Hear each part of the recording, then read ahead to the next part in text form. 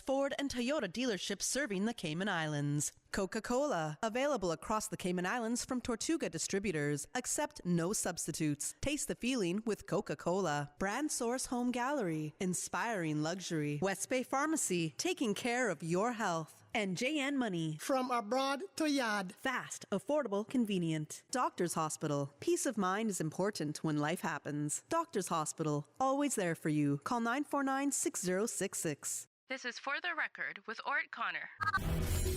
Coming to you live from Radio Cayman Studio. For the record. For the record. For the record. Hear from your government officials, independents, and the opposition on issues that matter to you. For the record. Engage in an open dialogue between residents and lawmakers. For the record. For the record. For the record.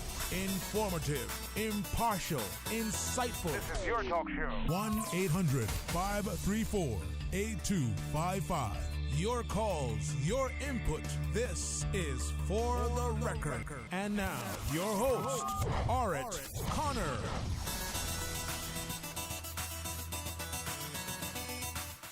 Good morning, good morning, good morning, O land of soft, fresh breezes and verdant trees, so fair. Today is Monday, the 13th day of June 2022, right here in the Cayman Islands. It's Monday the 13th, not Friday the 13th. I hope and I trust that everyone had a restful, peaceful, enjoyable weekend. Those of you who are on the roads of the Cayman Islands, whether you're a pedestrian or a cyclist, or if you're operating any type of motorized vehicle, we urge you to please, please, please be extremely cautious. Ensure that you observe the rules of the road. Remember, the life you save may just be your own. For those of you who are celebrating a birthday today, we want to wish you a happy birthday, or if you have celebrated one over the past few days, a belated happy birthday as well. And once I'm finished with my opening remarks, then we will acknowledge some birthdays that are either being celebrated today or that were celebrated over the weekend as well. For those of you who have lost loved ones, again, we want to express our sincere condolences to you. We hope and we trust that your faith will help to carry you through these extremely challenging times, and that the memories of your loved ones will be a blessing to you as well. For those of you who are ill and are either hospitalized or at home here in the Cayman Islands or overseas, we wish you a speedy recovery as well. So, folks, I want to thank you for allowing Radio Cayman, and by extension For the Record, into your homes, into your vehicles, as you traverse the busy roads of the Cayman Islands, into your places of work, wherever that may be. As you know, For the Record is a show produced by the staff and management of Radio Cayman, and it is geared towards keeping you abreast of issues as they arise and play out on the local, regional, and international scene. I am your host, Ort Connor, and you're welcome to join me every Monday, Wednesday, and Friday from 7:30 a.m. until 10 a.m. During that period, our phone lines are open, and you're welcome to call in. You can call in on our toll-free number provided courtesy of Flow. That toll-free number is 1-800-534-8255. You can also call us on 949-8037 and 949-6990. Email us at fortherecord, one word, fortherecord at candw.ky. WhatsApp us 925-3261, where you can send us a text message or leave us a voice note, the contents of which will be played during the course of the show. And of course, you can follow us on YouTube simply by subscribing to Radio Cayman live stream. We will have guests in the studio this morning, and before that is done, of course, we have our birthday section, and we know, for instance, that Minister of Health and Wellness, Honorable Sabrine Turner, she celebrated a birthday over the weekend as well. So we want to wish her a belated happy birthday. Also, good friend of mine, Mr. Byron Derek Ebanks. He celebrated a birthday yesterday as well. I know he's probably watching Fox News this morning, so probably not tuned into Radio Cayman, but I'm sure some family or friend will tell him that a belated happy birthday was extended to him on Radio Cayman this morning as well.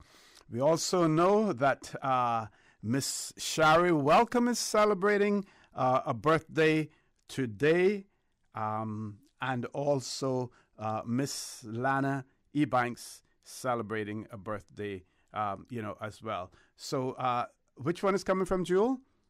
Both of them, Miss Shari Welcome and Miss Lana Ebanks. Those birthday greetings are coming, from Miss Jewel as well. Also, if we want to talk about some celebrity birthdays as well, we have Chris Evans, who is portraying the Marvel comic character of Captain America. He was born in Boston, Massachusetts, in the United States. We also have Tim Allen, who's an actor and comedian known for his roles in the sitcom Home Improvement and Last Man Standing. He was born in 1953 in Denver, Colorado. We also have Kate Dennings. She was born in Pennsylvania.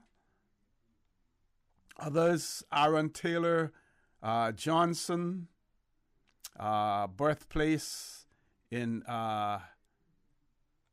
England. Mary Kate Olsen, born in 1986, this date in 1986, in Sherman Oaks, Los Angeles, California. Who else do we have here? Ashley Olsen, John Forbes Nash Jr., Steve O, W.B. Yeats. So those are a few celebrities. We do have a caller on the line as well. Let's hear from that caller. Caller, good morning. Welcome to For the Record. Good morning, sir. Good morning. How are you? Well, I would also like to say happy birthday to Mr. Byron Ebanks and also to Miss Beulah, celebrating the same day. Belated birthday greetings to both of you from yours truly. And you know, Byron, Derek Ebanks is a big Fox News. No, you're not going there. I said happy birthday to the gentleman. Why do you want to? Oh, I have to give him a hard time. Why do you want to? Not helping you with it this morning. I'm a good person this morning. Thank you. You have a nice day. Thank you. You do the same as well, my dear. Miss Susan, you were giving me another birthday. Deandra Watson celebrating a birthday today as well. We do have another caller. Caller, good morning. Welcome to For the Record. Good morning, caller. Welcome to For the Record. Good morning. Good morning. How are you? You. I was waiting to hear Miss Susan come on, so this is quite surprising. So I want to wish everybody a happy birthday and blessings on the Cayman Islands. I lost because they got caught off guard. But anyway, happy birthday, everybody. Thank you for that, as well. Okay. So we did. I have to keep checking my time here because our main clock is malfunctioning this morning.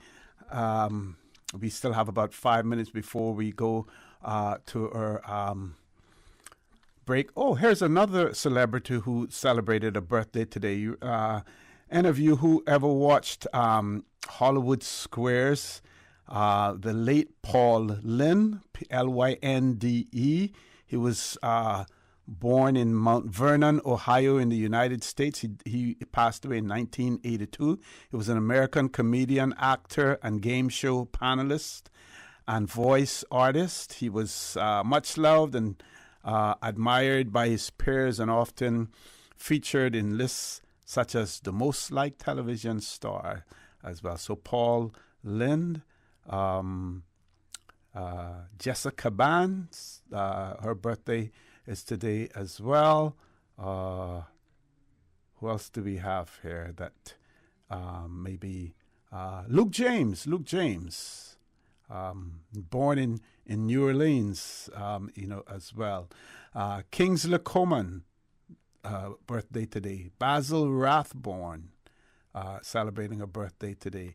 G.V. Prakash Kumar, born this day as well. He's an Indian film composer, singer, producer, and actor as well.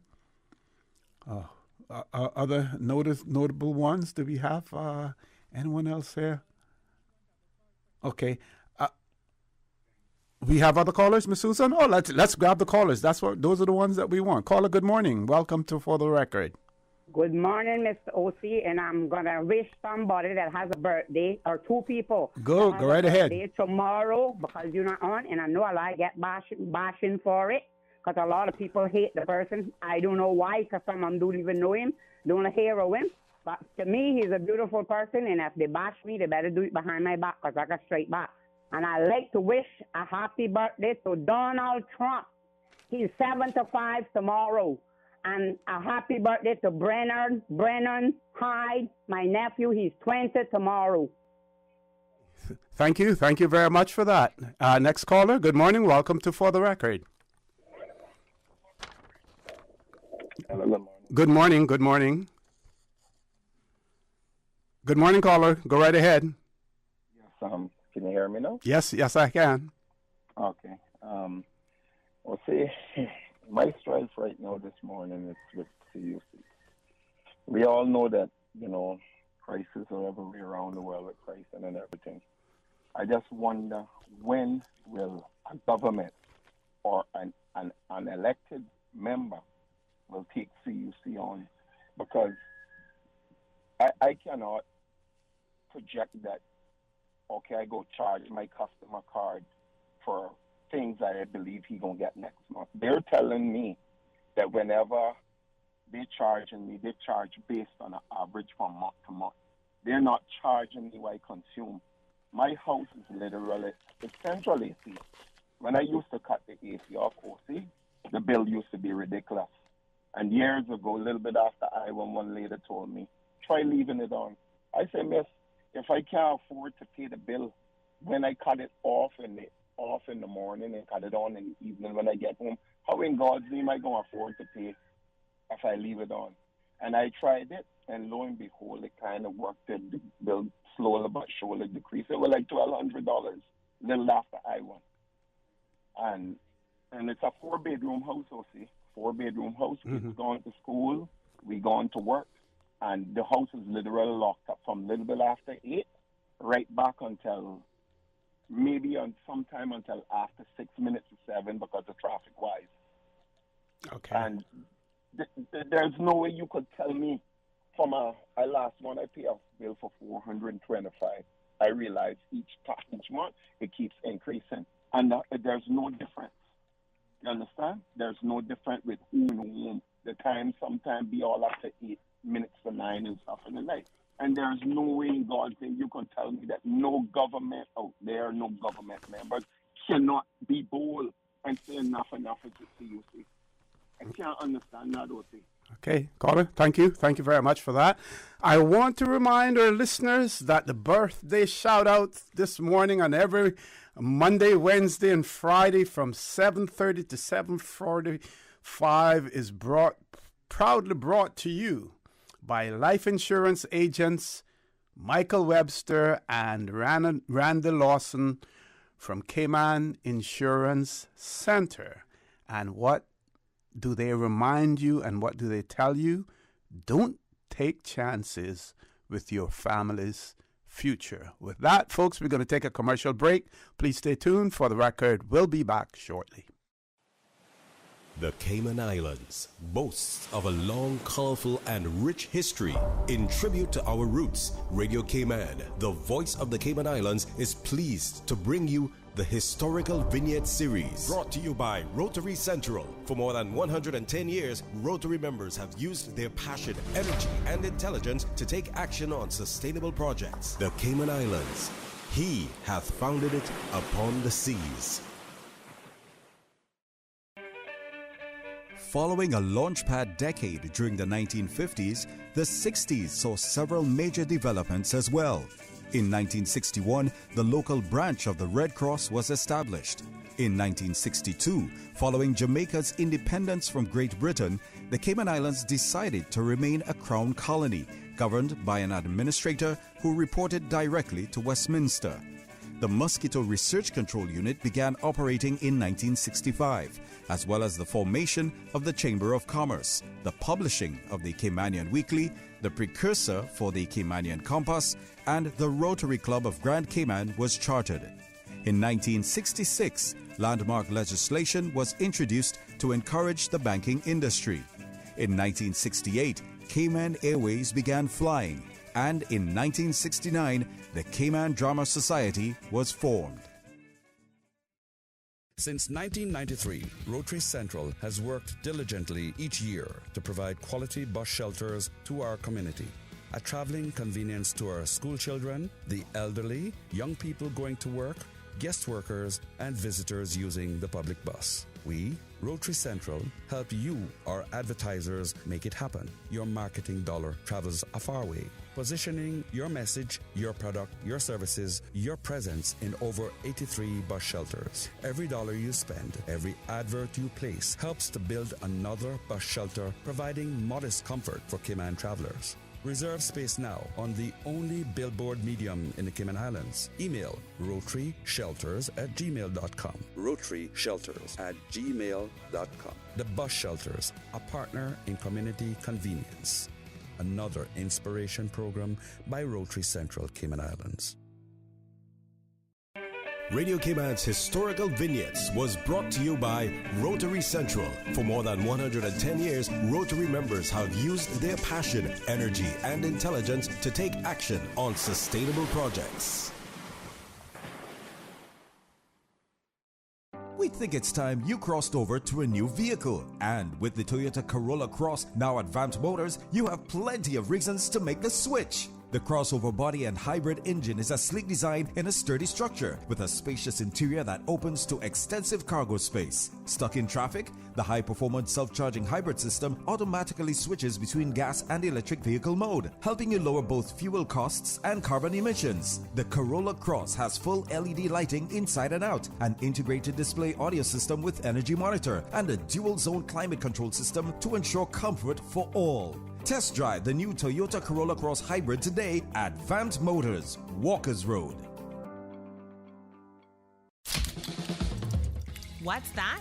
No sugar, same amazing taste? Coca-Cola Zero Sugar is here to stay. Classic taste, pure satisfaction. Be sure to stop into any Tortuga location and get your own case of Coke Zero. Or grab an ice-cold one straight from the cooler. Brought to you by Tortuga Distributors Limited. Coca-Cola, taste the feeling, Cayman. Since March 2004, West Bay Pharmacy has kept their doors open to the local communities, even before, during, and after Hurricane Ivan. At West Bay Pharmacy, our staff provides so much more than pharmaceutical excellence. From the moment you walk through our doors to completing your cash out, our staff will have put your healthcare concerns at ease. We would like to take this moment to thank our loyal friends and customers. To us at West Bay Pharmacy, our patients are our primary concern. We provide thorough background checks and precise calculations to ensure your medical safety. Thank you for being a part of our family and for choosing West Bay Pharmacy, where we care about your health. Hi, I'm remodeling our bathroom. I have a few questions. Sure. What are some ideas to make my bathroom feel larger? How do I know if I'm picking the right vanity? How do I choose a new toilet or a new countertop? Also, the lighting is terrible. Can I put a window or a skylight? And do I really need an exhaust fan? You've come to the right place. At Brand Source, we custom design kitchen and baths, and our talented design team can help answer your questions. Whether you're looking for a modern, functional family bathroom or a luxurious personal retreat, we'll help create that beautiful space that makes your home yours. And if you're in a rush for a new look and have a limited budget, our ready-to-install bathroom vanities, built with solid wood and countertops of the finest materials, are a quick and easy remodeling solution. For the very best in custom-designed kitchens and baths, visit Brand Source Home Gallery on Dorsey Drive, Industrial Park, Cayman's Kitchen and Bath Center. Hi, I'm life insurance agent Michael Webster. And I am Randy Lawson from Cayman Insurance Center. Proud sponsors of the birthday shoutouts on For the Record. Whether you're another year older or just a year wiser, making sure your family is protected is a pretty wise choice. I'm Michael Webster at 925-5433. And I am Randy Lawson at 322-2145. Give us a call today to find out how you can better secure your family's future. Cayman Insurance Center, protecting you and your family so you can take back your future. System 1 loaded. 1-800-534-8255. What is on your mind when it comes to the government, independence, and the opposition? Issues that matter to you.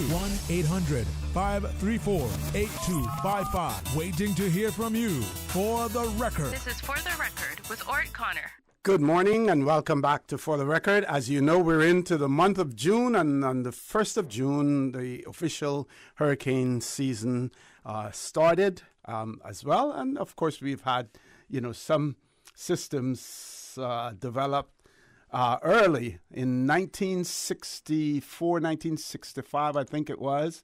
Yes, the 9th of June, 1966, the Tradewinds newspaper reported that I think it was on the 5th of June, we had our first hurricane for the 1966 hurricane season. So that was really, really early in June as well. But we're going to be talking about this year's hurricane season, and that discussion is going to take place with representatives from Hazard Management, Cayman, as well as the National Weather Service. We have four gentlemen in the studio with us. We will be joined by Miss Diana Coleman later on in the show as well, and I'm going to have our panelists introduce themselves to us this morning. Good morning, gentlemen. Thank you very much, Mr. Conan, and a wonderful, beautiful morning to your guests as well. Mark Codlin, I'm the Hazard Mitigation Specialist, responsibility for implementing projects that looks to reduce risks as it relates to the Cayman Islands. Okay. Morning, OC. Good to see you again, good sir. To see you again. Yes. Eddie Miller, Cayman Islands Red Cross Disaster Manager. Good morning, Mr. OC and the listening audience. Dan from Hazard Management. Mainly my responsibilities would be shelter operations and making sure that families are aware of what to bring for shelters and the resources needed to last through hurricane season. Good morning, everyone. Gilbert Miller, Senior Weather Forecaster with the Cayman Islands National Weather Service. And we are responsible for monitoring and informing the public about systems affecting the Cayman Islands. Now, Dan, I know you have to leave us early, and one of the questions that we always get has to do with shelters in the Cayman Islands. And I know that there is always that expectation. Some people don't realize that you cannot provide shelters for every person who resides in the Cayman Islands. So tell us about the policy about shelter and optimally, what we have and what you would need as far as public shelters are concerned. All right. Unfortunately, we can't provide shelter for everyone, but our leadership and hazard management, we want to increase our shelter capacity. So as it stands right now, it's only 11% throughout the three islands, mainly 8% in Grand Cayman. And we try to encourage everyone to know where the shelters are, what to bring, who to bring, or if you're vulnerable, items that you do need to have. You're not encouraging, be prepared, have a plan, know your risks. So, like I said, going back to the shelters, not a lot of people know that we have 15 shelters in Grand Cayman. 3 in Cayman and 1 Little Cayman. So we try to get as much information out via our social media, our web pages, phones, our posters that are normally throughout the government building, on the roadsides, the bus stops. I said we try to encourage individuals because we don't want to see, which we do find throughout the season, is everyone doing a little bulk shopping last minute. That's something that that creates food shortages. And now with the world having shortages on mostly everything nowadays, we don't want to have that, especially in an island that we heavily rely on imports. So, we try to encourage everyone, have a game plan, not just throughout the hurricane season, but throughout the year, because now disasters, man-made natural disasters, they're occurring not just during the hurricane season. We have perfect examples like dump fire. Not a lot of people know that, hey, we had to open one of the shelters because people were affected by the dump fire, the winds, the smoke going in their building. So we actually had to open a shelter. And in those circumstances, you don't have enough time to pack your goods, your documents. It's kind of last minute to make a plan. Okay. Now, I know our listeners are extremely curious, and right away someone is inquiring about the proposed shelter in Bordentown, the church that is supposed to serve as a shelter as well, and what is the position with that, whether or not that will be utilized during this hurricane season if needed. Unfortunately, Bordentown Church of God, it was anticipated to be online this year's hurricane season. Unfortunately, there were some drawbacks with the building and some funds there. We're hopefully trying to get it online for next year, because we do know that Bordentown is the lowest shelter capacity throughout the whole island. If I'm correct, the capacity right now is only 255 out of a population. I think it's 24,000. Don't quote me on the exact population. Yeah. So it's slight 0.04% of the population. And Bordentown is a well-known flood area, so there's a lot of vulnerable people there. But that's something that, like we said, our leadership and our agencies, our stakeholders are working closely to try to increase that capacity. But like what I said, Bordentown Church of God should be online next year, and it should bring a capacity of 565 individuals. And that is at 50 square foot per person. Okay.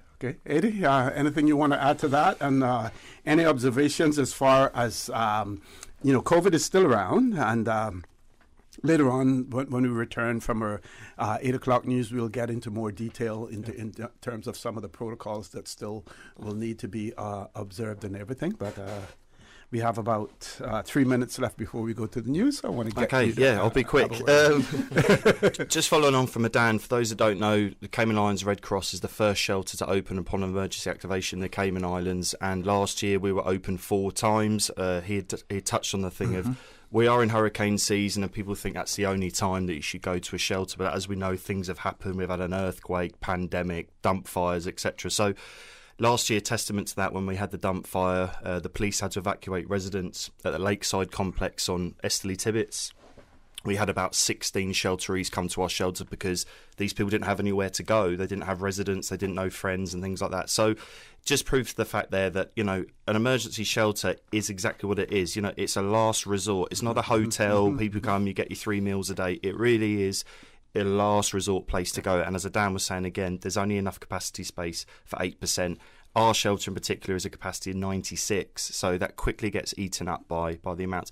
But we're talking about COVID protocols. I know last year or the year before, it was an agreement with hazard management and other government entities that we were going to reduce the capacity by 50% to respect the social distancing protocols. But this year, that's not going to happen. But we still do, as part of the items you'd bring, your PPE, personal protective equipment, your masks, your hand sanitizer, gloves in some instances. And if people don't have those items, they will be given to you upon entering the shelter. And that is a requirement for us, Cayman Islands Red Cross. You will have to wear a mask.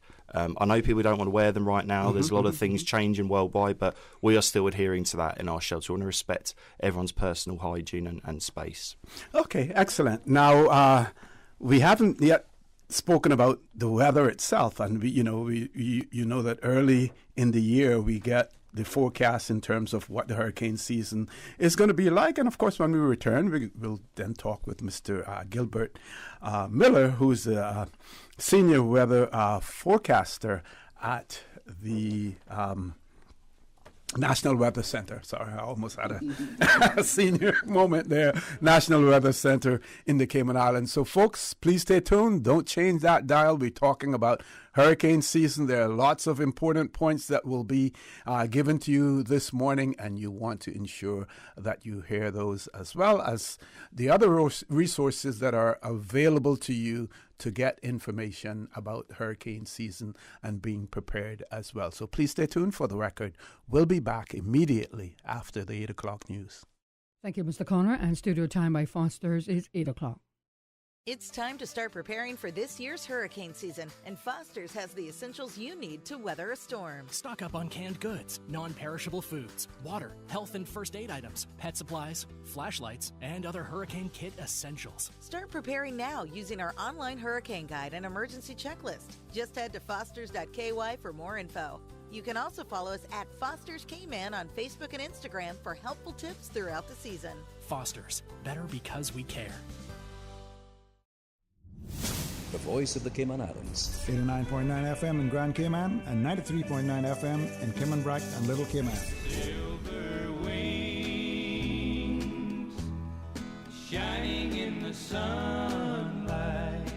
Radio Cayman. For today's biggest news. Radio Cayman, the voice of the Cayman Islands.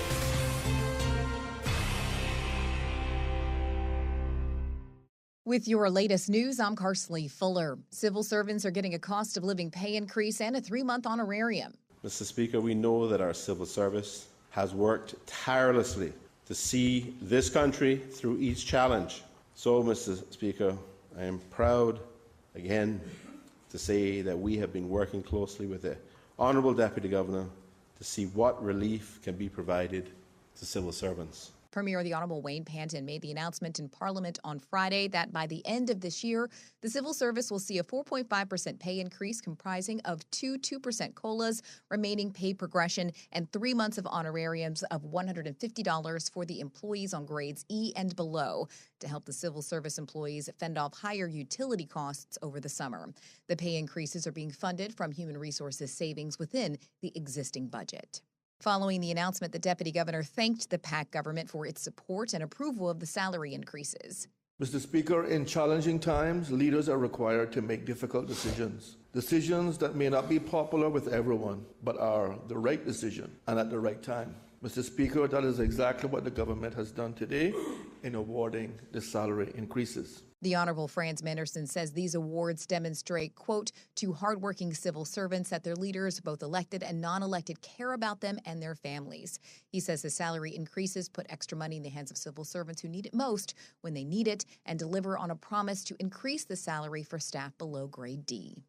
And in other news, merchandise imports increased for the first 3 months of 2022. Radio Cayman's Felicia Rankin-Salins reports. The total value of the Cayman Islands importation of goods for the first quarter of 2022 stood at $334.9 million, an increase of 16.7%.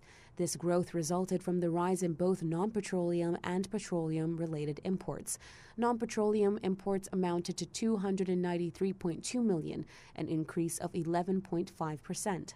There was a 17.6% growth in the imports of food, mainly meat, vegetables and fruit, cereal and dairy products.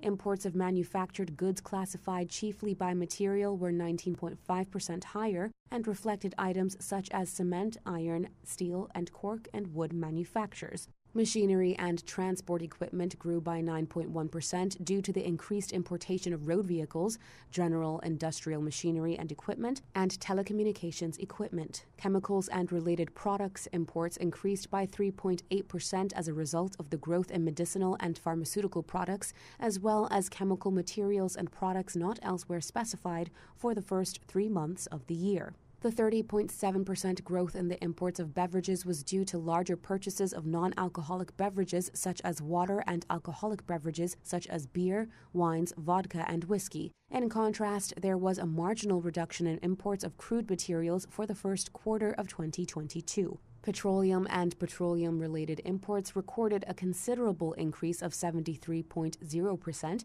to reach 41.7 million for the quarter. This growth was driven by increased prices and larger volumes of all major types of petroleum fuel imported, except diesel fuel.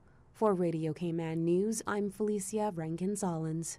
More information on the quarterly trade statistics bulletin can be found online at eso.ky. Now with a check of international news, here's the BBC, which will take us out of the newscast. I'm Karsley Fuller from Radio Cayman's newsroom. BBC News with David Harper. A festering dispute between Britain and the EU has flared up again over post-Brexit arrangements in Northern Ireland. The British Prime Minister Boris Johnson says the changes are bureaucratic simplifications. Ireland says the legislation, which will relax checks on goods crossing the Irish Sea, is deeply damaging. A new report has warned of potential loopholes in the strategy by the US and EU to restrict imports of Russian oil over the war in Ukraine. The Centre for Research on Energy and Clean Air says that as the energy embargo takes effect, more Russian crude is being diverted to India. But once the oil is refined there, much of it will be sold on to customers back in Europe and the US. Talks have broken down in South Korea to end a strike by truck drivers that's beginning to affect the economy and could hit the global supply of semiconductors. Truck drivers are demanding guarantees over minimum wages to compensate for a rise in fuel prices. BBC News. Stay in touch with Radio Cayman for the latest in news and information. Follow Radio Cayman on social media, Facebook, Instagram, Twitter. Download the Radio Cayman app or log on to our website, www.radiocayman.gov.ky. Radio Cayman, your voice, your choice, your radio. Cayman, get ready for Blossom Premium All-Inclusive. Come enjoy ambience, sweet soca music, and a star-powered cast featuring Edwin Yearwood,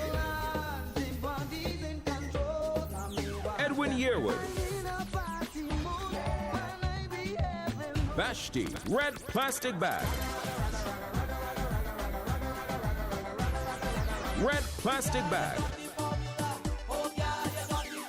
Erica Asai, and Show Wayne Winchester.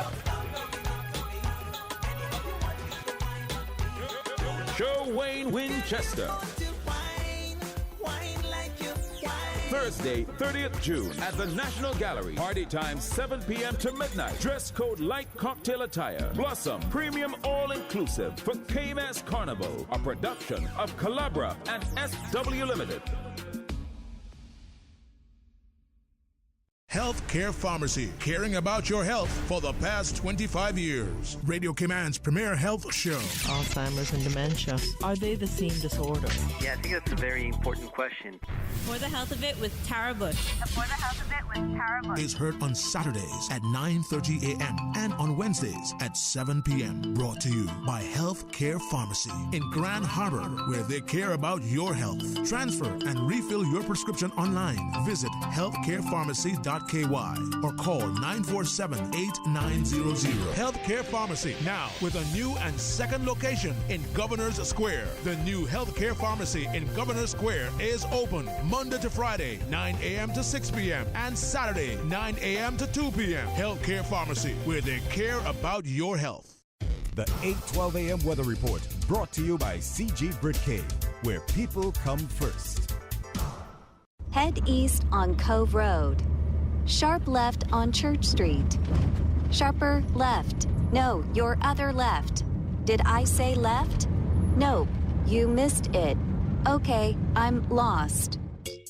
With money-saving bundling options for home and motor, we're like a GPS that doesn't steer you wrong. CG Britcade. Good like that. Let's stop and ask for directions.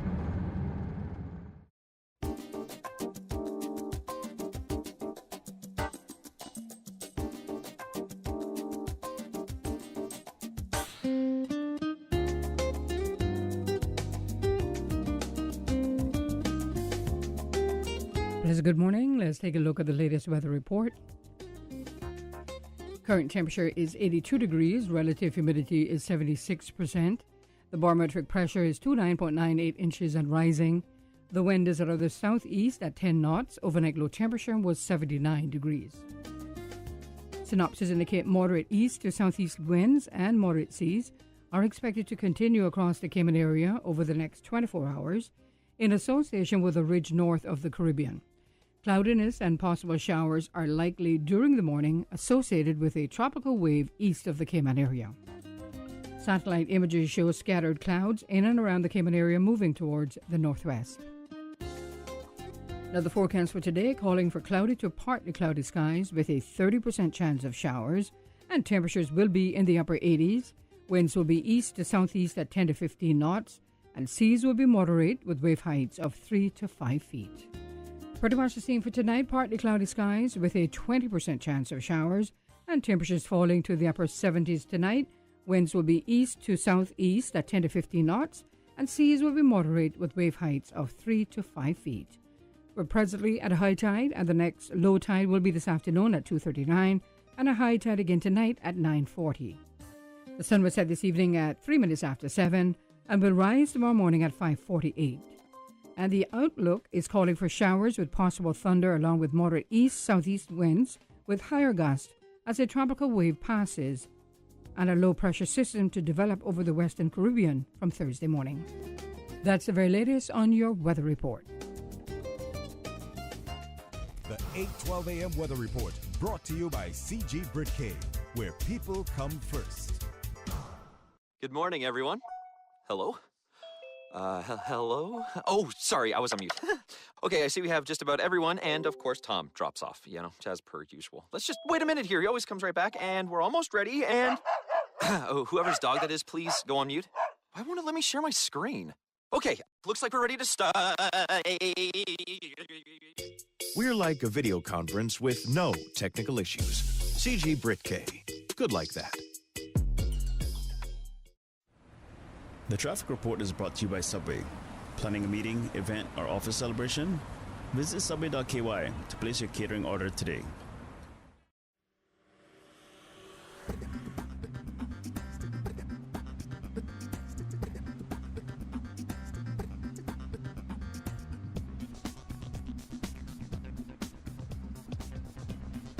Good morning once again. Let's take a look at what's happening on our roads. As we look to the east, busy traffic on the Linford Pearson Highway and coming off of Agnes Way as well. And traffic is busy coming off of Bobby Thompson Way. Slight delays expected as you're heading down to Georgetown. As we look to Crew Road, heading to Georgetown, traffic busy, and eastbound traffic on Crew Road is moving along moderately. Huldah Avenue, steady but flowing traffic. As we look to downtown Georgetown on Edward Street, traffic is light. And on Oil Roberts Drive, traffic is moving on moderately, as well as on Godfrey Nixon Way and Eastern Avenue. As we look to the West Bay Road in front of the Ritz, traffic is moderate in both directions and also coming from the West Bay 4-way stop. Godfrey Nixon Way and Eastern Avenue flowing at a good pace. And traffic on Schoolhouse Road is flowing pretty good as well. Steady traffic coming off of the Esteli Tibbetts Highway and continuing on to the Industrial Park area. That's what's happening on the roads. If you see any accidents or incidents on Cayman's roads, give us a call here at Radio Cayman, 949-6990. That's the very latest on your traffic. And remember, click it or ticket. Subway is serving up a special new sauce, bursting with flavor in every bite. The new Savory Collection is a tropical sweet and spicy sauce made with a combination of spices, habanero peppers, thyme, onion, black pepper, ginger, citrus juices, and molasses. So good. Wow. Sensational. Delicious. Subway's Savory Collection pairs perfectly with our oven-roasted chicken or steak sub. Savor the flavor. For a limited time, only at Subway. Subway. Eat fresh. The traffic report is brought to you by Subway. Planning a meeting, event, or office celebration? Visit subway.ky to place your catering order today. Since 1993, Rotary Central has worked diligently each year to provide quality bus shelters to our community. A traveling convenience to our school children, the elderly, young people going to work, guest workers, and visitors using the public bus. We, Rotary Central, help you, our advertisers, make it happen. Your marketing dollar travels a far way. Positioning your message, your product, your services, your presence in over 83 bus shelters. Every dollar you spend, every advert you place helps to build another bus shelter, providing modest comfort for Cayman travelers. Reserve space now on the only billboard medium in the Cayman Islands. Email rotaryshelters@gmail.com. rotaryshelters@gmail.com. The Bus Shelters, a partner in community convenience. Another inspiration program by Rotary Central Cayman Islands. Tune in every Monday through Friday at 12 p.m. for Radio Cayman's Midday Newscast. Radio Cayman, the People's Station, your trusted official source for the latest news. The 12 p.m. news is proudly brought to you by Health City Cayman Islands. World-class healthcare within your reach. Approximately 600 children aged 3 and over are enrolled in local early childhood centers this academic year. 218 families sought educational funding through the Early Childhood Assistance Program. 77% qualified for funding. See if your child qualifies and secure financing before September by downloading an application form from the Ministry of Education website at www.gov.ky/education and emailing the completed form to ecap@gov.ky by June 30. For more important ECAP application dates, follow Cayman Islands Education on Facebook and Instagram. For the record, with Ort Connor. Initiating system. For information that matters. For the record, with Ort Connor. Continues right now on Radio Cayman. Good morning and welcome back to For the Record. For those of you just joining us, we want to remind you that we're talking about hurricane preparedness. The hurricane season is here upon us. And before I pass the mic over to Mr. Miller, I want to introduce the Director of Hazard Management in the Cayman Islands, Ms. Danielle Coleman. Danny, good morning. Welcome back to For the Record. Thank you so much, AC. It's great to be here and great to sort of change the gender equality yes, of it. yeah. Great to be here. Male-dominated. Male-dominated. Right? Good morning to all the listeners, and again, pleasure to be here. Okay. So, Mr. Miller, of course, everyone gets the blame, when it's the weather. I recall during Hurricane Ivan, and we were up at the command center then was at the fire station. And in the middle of the storm and everything, everyone was going to Fred, well, when is it going to change? What is going to happen now? As if he had some control over it, or what he had forecasted earlier was supposed to happen right on time. And we know that that is not the case, Mr. Miller. Tell us about your job forecasting and what the forecast is like for this hurricane season. Well, my job is tricky, to say the least. You have to think in almost 4 dimensions, X, Y, Z, and time. So, and we have to perpetuate that forward 7 days out, 10 days out. And some people want it 30 days out. But yeah, it's tricky. We're blessed to have models, but I want to remind everybody that models are guidance. They're not gospel. So things change, and there are models, so whatever is inputted is put out. If you put garbage in, garbage out. So we use those as guidance, and this year they use those to predict 14 to 21 named storms, 6 to 10 hurricanes, 3 to 6 major. And also to remind everybody that this is the 7th consecutive year where we're above average for hurricanes. And we all remember, was it 2020 when they had 30 named storms and we ran out of the alphabet? So we just to be prepared and keep an ear out to know what's going on.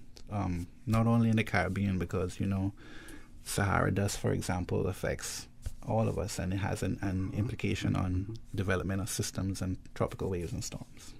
So what do we say to those persons who believe that the forecasters, just to ensure that no one says that they got it wrong, those people who think that they overestimate just to be, on the right side at the end of the day, if you don't get as many, or if you get as many as they say, climate change is real. We know that, and so these predictions they're based on data points, right? Climatological data points, definitely. But I would say that we would, from my point of view, in getting you ready for a system, I don't want to give you the minimum scale, and next thing you know, you get twice what I predicted, and then it's going to be another blame. So I would prepare you for the worst and hope for the best. I want you to have all your rations, your hurricane shutters up, even if the storm misses us. At least you were prepared for if it did hit us,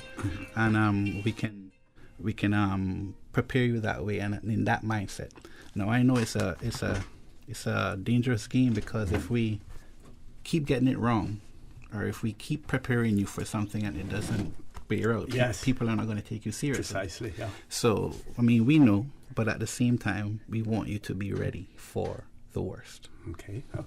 Now, Mr. Codlin, we know that you're a mitigation specialist. Tell us about your job. And we also know that here in the Cayman Islands, we talk a lot about mitigation or focus on building and trying to build smartly, but it seems still that some persons have already forgotten the impact of Hurricane Ivan, and we see them going back to their old habits. Understood.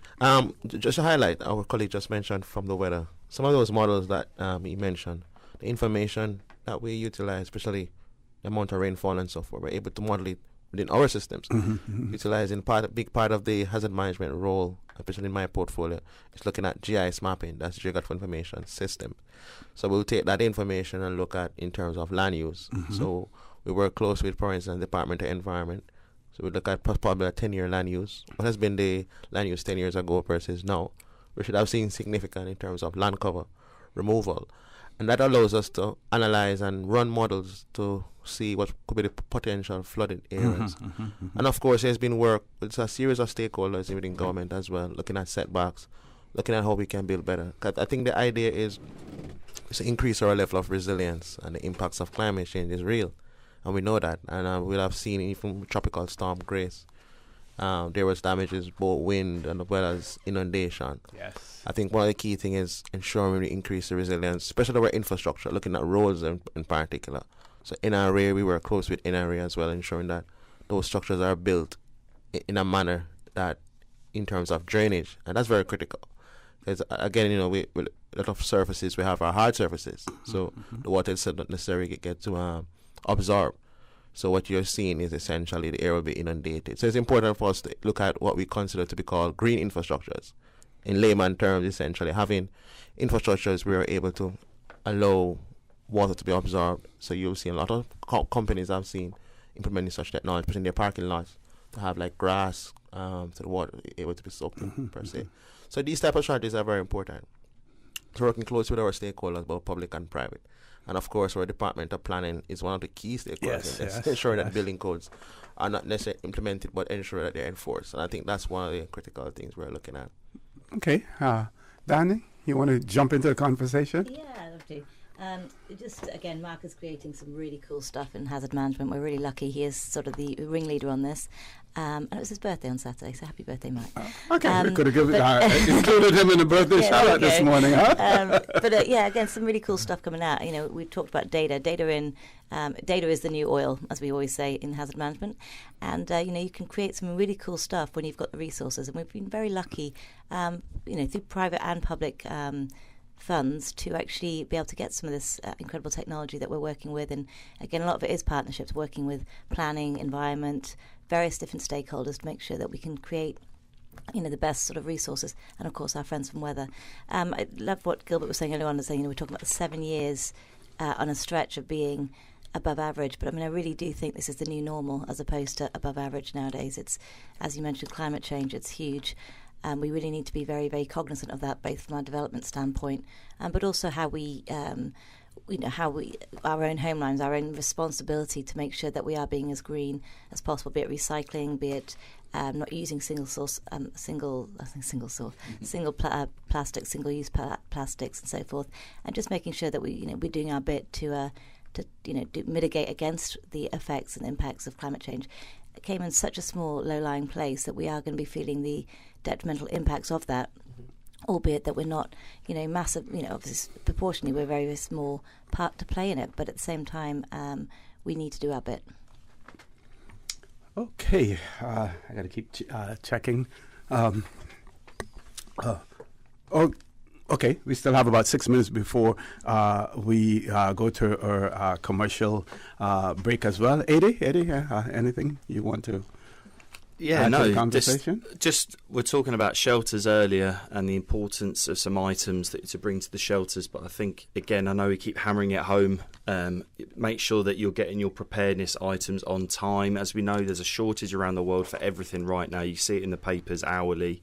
So, get yourself plenty of time to go get your essential items. One thing I was talking about last week was, again, like a lot of people have water delivered to their homes or businesses. In fact, quite a lot, actually. I took it for granted. I didn't think that many people. So, sort of word to the wise is sort of just add yourself an extra bottle of water for your home delivery during these 6 months. If you normally get 2, get 3. If you normally get 3, get 4. So that's a good way to be extra prepared and make sure you have your non-perishable food items. And a big thing right now is importance of documents, vaccination certificates, those sorts of things. I know if there's a hurricane, a lot of people may want to leave the islands, go to the States and all that. And after my experience just travelling back to the EU, I'll tell you now, make sure you have your certificates in hand because, customs, they're still very funny. Yes. They understand Cayman, but they may not understand in Spain or Italy or Canada or wherever you're from. So just make sure that you have those things, safely secured. Have it in a sort of seal-type bag, if not, or sort of some waterproof sort of item, because those things are going to be very important, and your passports as well. And just going back to what Eddie said about foods, making sure you're stocked up. And we appreciate right now that cost of living is very high. Supply chain is very difficult, as Eddie mentioned. So, really encouraging people when you do go to the shop, one thing, getting extra water, but also getting the odd can, getting the extra can every time you go, so it's not quite such a burden on your it's paycheck at the end of the month. I know we all go to supermarkets nowadays and sort of slightly gasp when we get the bill at the end of the session. Shopping session, and it's just an easy way to do it. So grabbing a can or 2 each time you go will make your life a lot easier as opposed to doing it in one bulk go.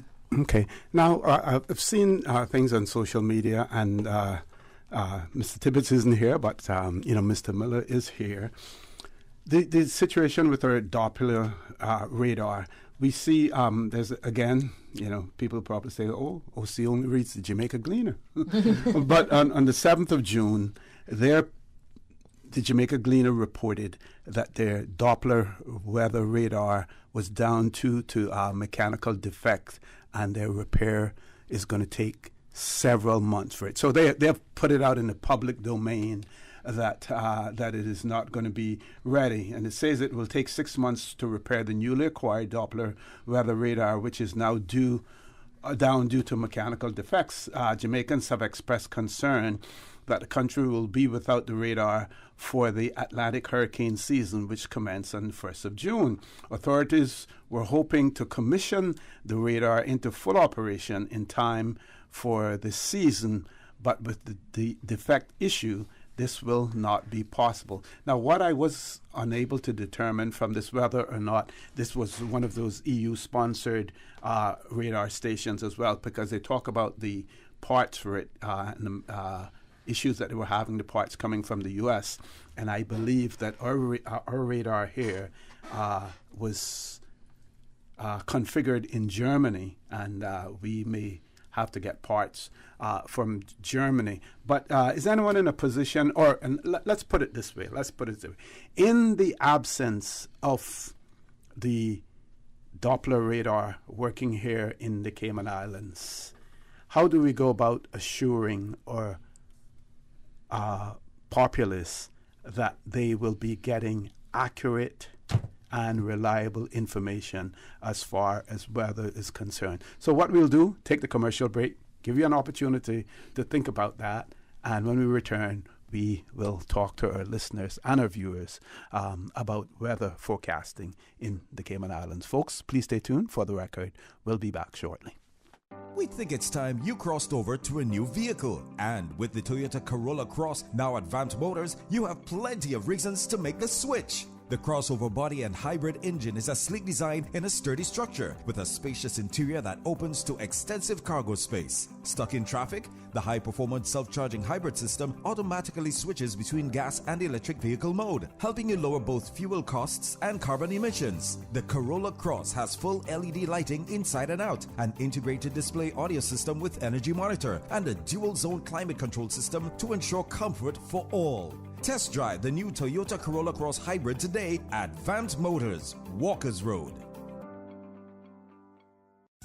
At Doctors Hospital, we know life happens, and usually when you least expect it. So when unexpected medical issues arise, you need quality care close to home. Located in the heart of Georgetown, our accomplished team of physicians and medical staff treat minor urgent conditions such as migraines, chest and abdominal pain, shortness of breath, burns, broken bones, open wounds, and more. 24 hours, 7 days a week with no appointment necessary. Peace of mind is important when life happens. At Doctors Hospital, we're always here just for you. Need to speak to someone? Call 949-6066.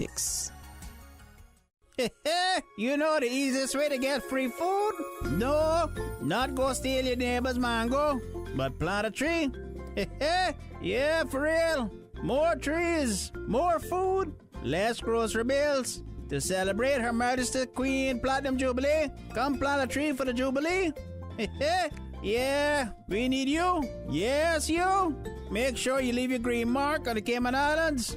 Perhaps a mango tree, a legitimate tree, even a little bit of coconut or cabbage. Is it time we all started eating off the land again? Register your tree and leave your green print at www.gov.ky/National Tree Planting. Or make sure you follow them on Facebook and Instagram. Plant a tree for the Jubilee. Proudly brought to you by the Cayman Islands Government, Ministry for Sustainability and Climate Resiliency.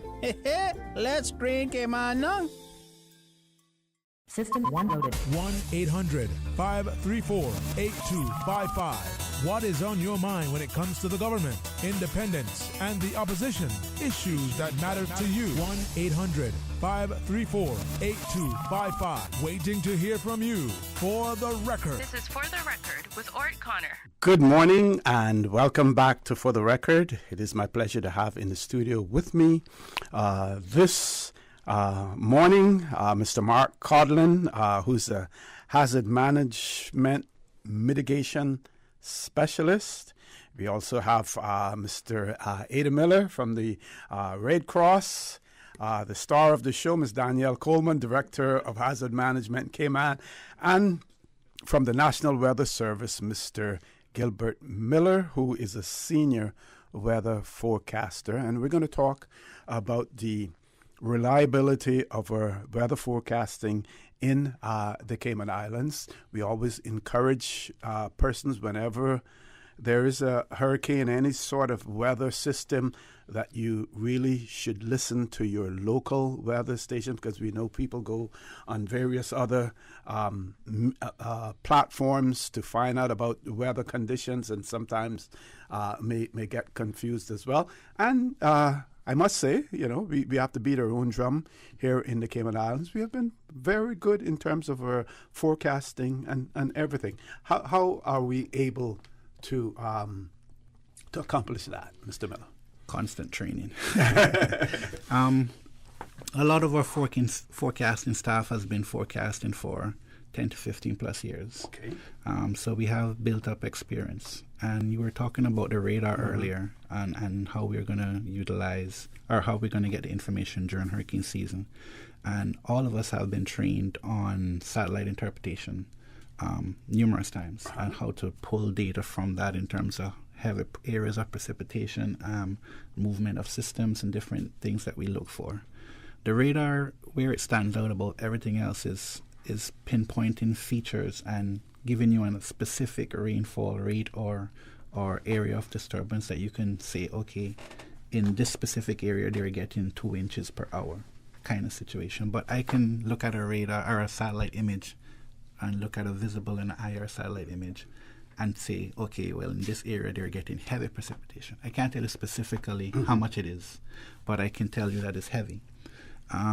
So that's how we're gonna utilize the systems that we have. And just want to remind everybody that we do have a satellite ground station, so we get direct feeds from the new GOES 16 satellite. And we do create our own products on island for the GOES 16 from that data. So we have tools to use to do that. And like I said, we've been trained. All of us have to go through continued professional development training every through 2 to 3 years to make sure that we keep up with the current forecasting systems and techniques. So I want to assure that our director, John Tibbetts, he pushes education heavy. And sometimes we try not to do it, but he makes sure we do it. Because we do carry a heavy workload, but we know the importance of it, and we try to stay on top of those forecasting techniques. I think one of the really exciting things we've seen over the last couple of years is the development of what the forecast is. Obviously, it's very scientific, and you have to be pretty well trained to understand and decipher what it means. And I think one of the really cool things that the Weather Service has been doing is sort of make it a bit more impact-based. What does it really mean to the average person living in Cayman? Yes. How's that going to impact their homes? What does that mean? You know, they don't need to know the big data, the scientific data. They need to know what that means to them. So it's been a really cool development to see that happen, and massive kudos to the Weather Service for doing that. Specifically, Shamal Clark, he's spearheading that specific area, and he's had a massive input in coming up with our graphics and different things. So shout out to him and the whole team over there. Okay.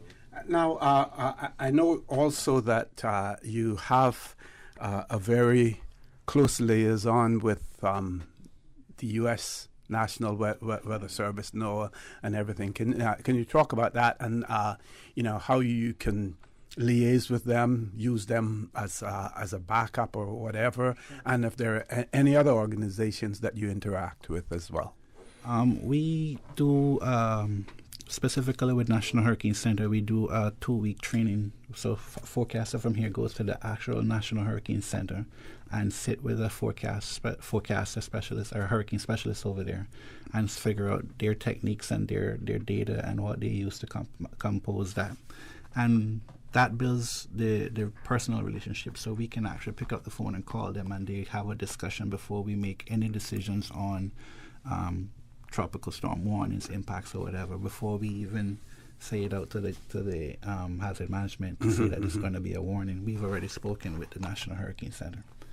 Also, we have something called a tropical desk, which is a 4-month work exchange program in Washington, D.C., where they use all the other phenomenal techniques and technologies to produce forecasts.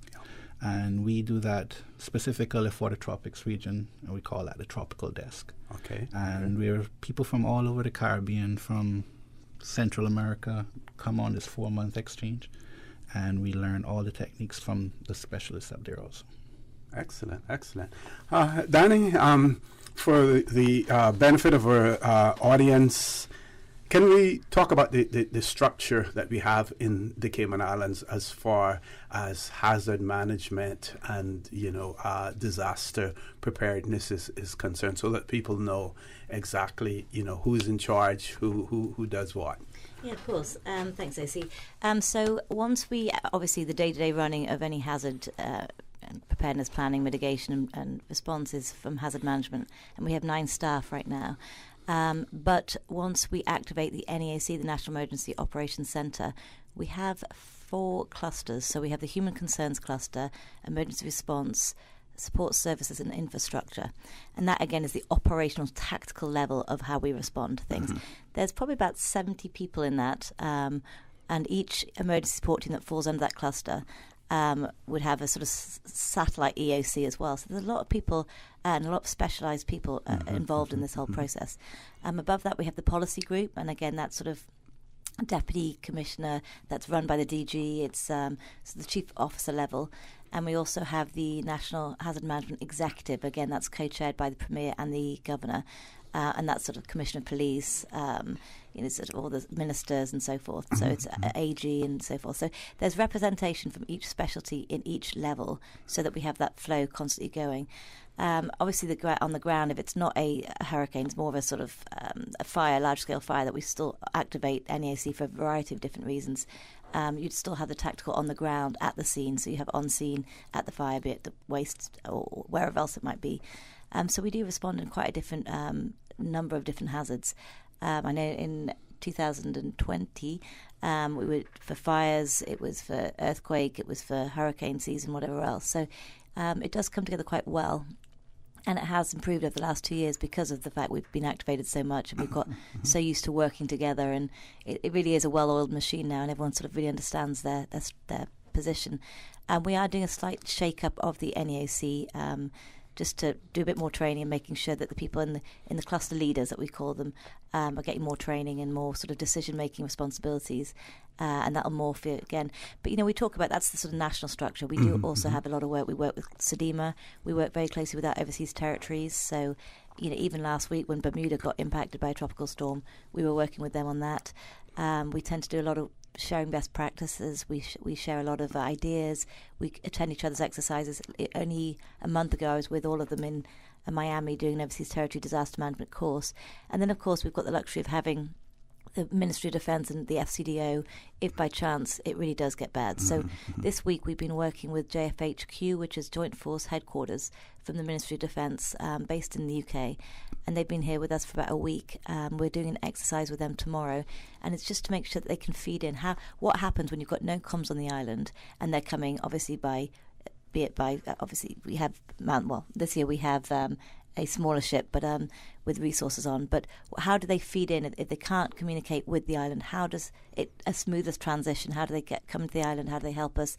How do they feed into the NEAC, the executive, and so forth? So I think a lot of this rehearsal practices is a really good way of finding out what are the shortfalls, how do we fix this? If there are any issues, how do we make sure we're fixing them now and not in the middle of an activation? It's just so important. And we have our hurricane exercise in a couple of weeks as well with all the NEAC and various stakeholders as well. So I hope practice makes perfect. Sure. Okay. So, Eddie, let's talk a little bit more about the Red Cross and your structure, as well. And the mere fact that you rely so much on donations. You rely, I shouldn't say so much, but you do rely on donations and everything. And how people get to understand that in many instances, some of the things that you want, you'd prefer to have donations in cash because of certain essentials that you replace, and they're not necessarily destined just for the Cayman Islands, but for use elsewhere as well. Talk about your structure and some of the challenges. Thank you for bringing that up. Unsolicited items are an absolute nightmare to respond to, so really appreciate you bringing that up. Yeah. No, it's good. So just to give context, the Cayman Islands Red Cross, so we have 7 members of staff full-time there. I'm the disaster manager, and also we have 200 active volunteers on our books, which is fantastic, and that number's changing all the time because there's Cayman's very transient. People come and go. Some people come and give a year's service. Some come give 30 years service. So we've got some veterans there as well. But again, it's made up of a makeup of many departments and programs. So when it comes to disaster preparedness and response, I lead that program, and we have about 60 to 70 trained DM volunteers, as we call it. And obviously, we work very closely with hazard management and other government entities. We put on a lot of trainings throughout the year. We just completed our shelter management training with our volunteers, and in conjunction with government the following week, because we provide first aid support to all the public shelters. Also, we help out in terms of if there needs to be damage and needs assessment after an incident in the community.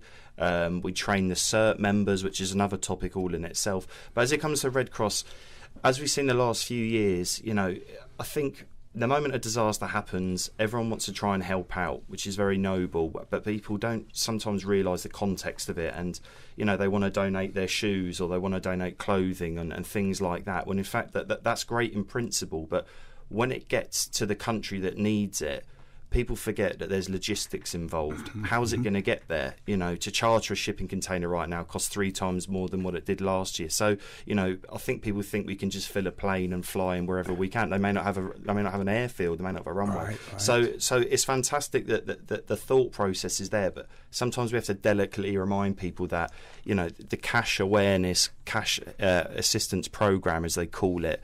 Danny and I were fortunate to go to BVI a few years ago, a couple of years after Irma Maria hit there, And this was a She was a resident over there for a while, right? lived in BVI. She got BVI status. Yeah, and the police went there. There was a great makeup of support from Cayman and other overseas territories as well. But one thing that they put together really well was the cash assistance program, because people didn't just need clothing; they needed assistance to pay their light bills or to repair their homes, and and the biggest thing that they took away from it was how donating items can affect an economy. There was we talk about Puerto Rico a couple of years ago. People were sending containers full of. There was a story of one full of sneakers just for their left foot. Yeah. And broken doors. I know when in the aftermath of Irma, we had 2 40-foot containers full of broken doors. Wet and we're like, clothes. what are we going to do with these? I mean, it blocks the entire supply chain, so you can't get the life-saving items in because you've got silly doors waiting for you. It's such a nightmare. And Donald Trump throwing rolls of what was it? Paper napkins thrown in the public. And there was I won't name them because they're a great partner, but there was one restaurant in particular he contacted me during Dorian after in the Bahamas. Mm-hmm. And they said, "Oh, Eddie, we'd love to send some bread and food over there. We've got our chefs on standby." And I said to sit there, I said, bread doesn't last very long. By the time you make it, we put it on a container, we ship it there, it's going to be mouldy, evidently, and stuff like that. So I just try to turn it around diplomatically and say, what's the cost it would cost you to produce these items? Maybe that'd be better as a cash supplement. But it's just the education behind it, because I think people think we're ungrateful when I say don't donate clothes and things like that. But like Danny said, they come flooded. There was one container in BVI. All the clothing was rotten due to seawater getting in the container. So there's all these things you've got to think about. It's so difficult as well when you're on the receiving end and you're doing. So BVI, I was over there for a month doing relief immediately afterwards. And all these items coming in, and you're so tired anyway, and you're trying to decipher what people need, and all these containers come in, and you're just like, you open them up and you almost want to cry because you're on your 25th hour of no sleep, and you're like, please, people, don't do it. So, again, just to strongly encourage, unsolicited items are really, really painful to deal with when they come into a country. So strongly encourage people to make cash donations through, again, making sure you research where you're giving your money to. Obviously Red Cross or well-established organisation have, offices in all the different countries.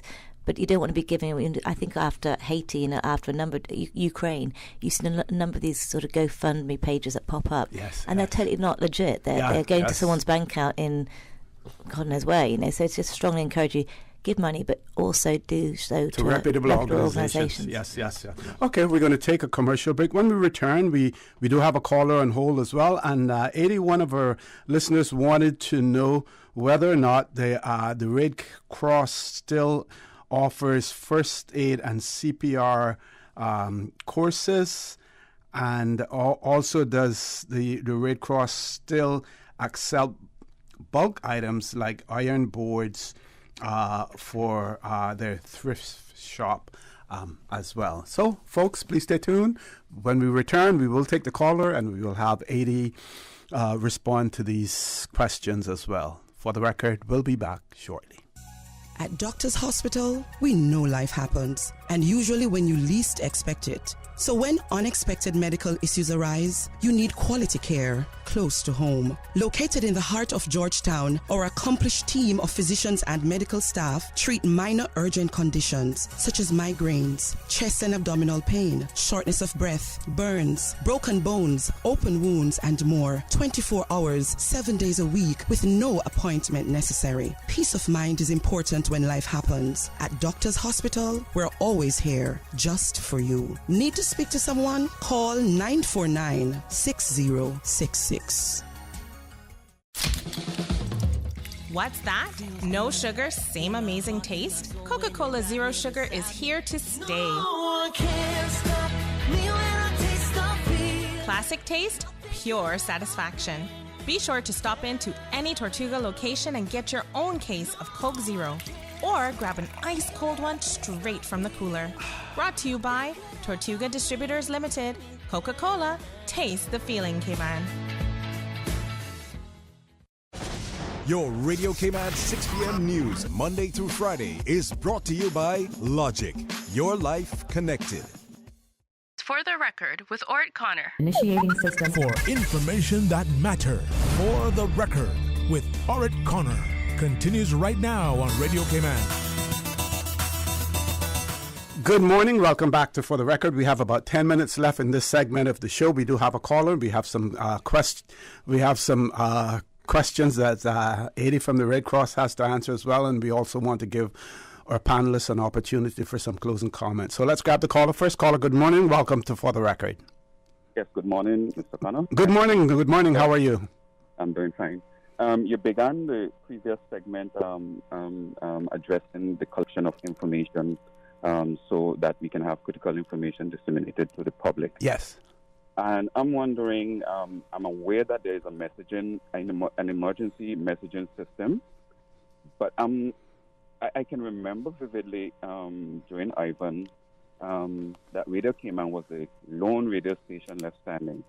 And it was in the middle of a conversation with a person who called in about the rising water that Radio Cayman went off. And at that particular time, it felt like the world had just closed. Wow. I'm wondering if there is anything in place that the messaging system can work during a storm. And then we know the standard now is Ivan.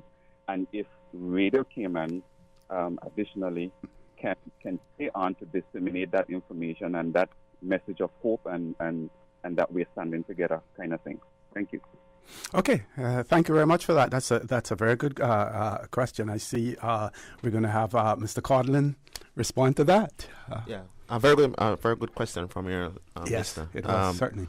What we have done over the past, I would say, 3 to 4 years, especially even before my time as well, we've been working on a series of plans. I think one of the key ones, as you mentioned, with the current phase 1, which we implemented in 2019. We have a radio alert system, and Radio Cayman is a key partner. I would say the primary radio station, alongside with the remaining local radio stations as well, island-wide.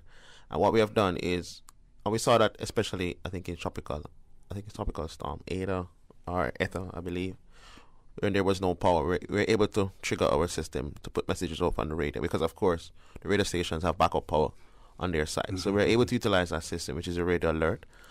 Then another system which we work closely with the telecos, as well as a series of stakeholders. We have a mobile app, as well as SMS and email. And of course, in the outage of data, you'll have your SMS. So I'd recommend persons to go to NENS, that's NENS.gov.ky, and register for all these 3 channels. Very important to have these communication channels available to you, just in the event of any major emergency.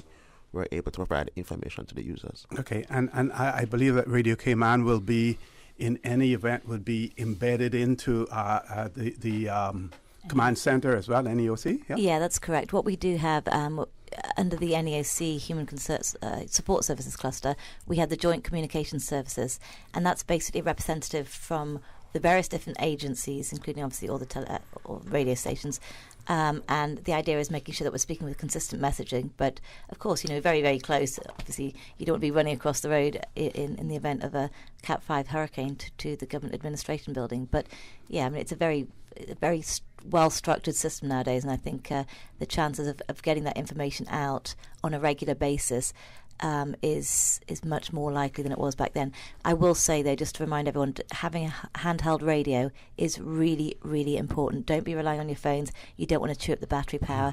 Having an old school, either wind-up or whatever it is, battery-operated radio will really, really help you. So please, if you have nothing else to think about this week, buy a radio. And if you do have lots of things to think about, make sure that's still on the to-do list, because a battery-operated radio is going to really help you. Certainly. Eddie, the Red Cross, starring this morning. How you doing? Okay. I think there was talk about people that want to do first aid courses, CPR, and which is great. And, we're never short of people wanting to do that, and it's one thing we've noticed the last few years is the increase in demand for it, which is good. People in Cayman are starting to realise, or want to enhance their skills, and you never know when it will come in handy. Family member, you're at work, etc. There's been some great testimonials for that on island. So people that are interested in becoming first aid trained, they can reach out to us. I'll give the details in a second. But basically what we offer is based on the American Red Cross syllabus. It's valid for 2 years, certification in adult, child, CPR, AED usage, which is the defibrillator machine, which you'll see scattered all around Cayman. There's a lot more now on island than there's ever been.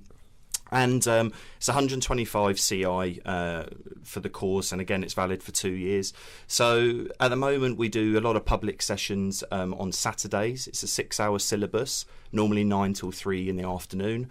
Or if you can't make the weekends, we do a weekly session where the course is split into two evenings of a Tuesday and a Wednesday. So it's like 5:30 till 8, I think, about 8:30, something like that, yeah. So people that are interested can contact us. You can go on our social media pages there. You can see the schedule as well. I think when I last checked, the schedule was fully booked right up till the end of July.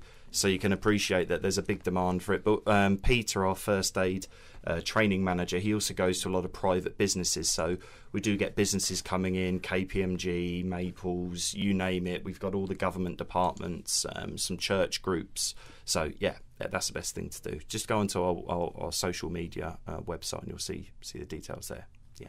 Okay. And the items. Oh, yes. Let's talk about ironing boards and donations, stuff. yes. So again, one of our biggest revenue streams is obviously our thrift store, and I'd like to say that it's busier and rife than ever. We get a lot of repeat business. We get our customer base there. But yeah, if people seriously want a moving island and they've got a whole apartment or home's worth of things they'd like to donate, again, there are other NGOs on island. I'm not just speaking for us as well, but you know, if it's something which you feel is a little bit too big, because people donate sofas and talking about ironing boards, if I could have an ironing board shop, I'd be a millionaire by now. But no, all jokes aside, you know, we get some great donations and we sell all sorts of things there, but we do have a pickup service as well. We do have a truck.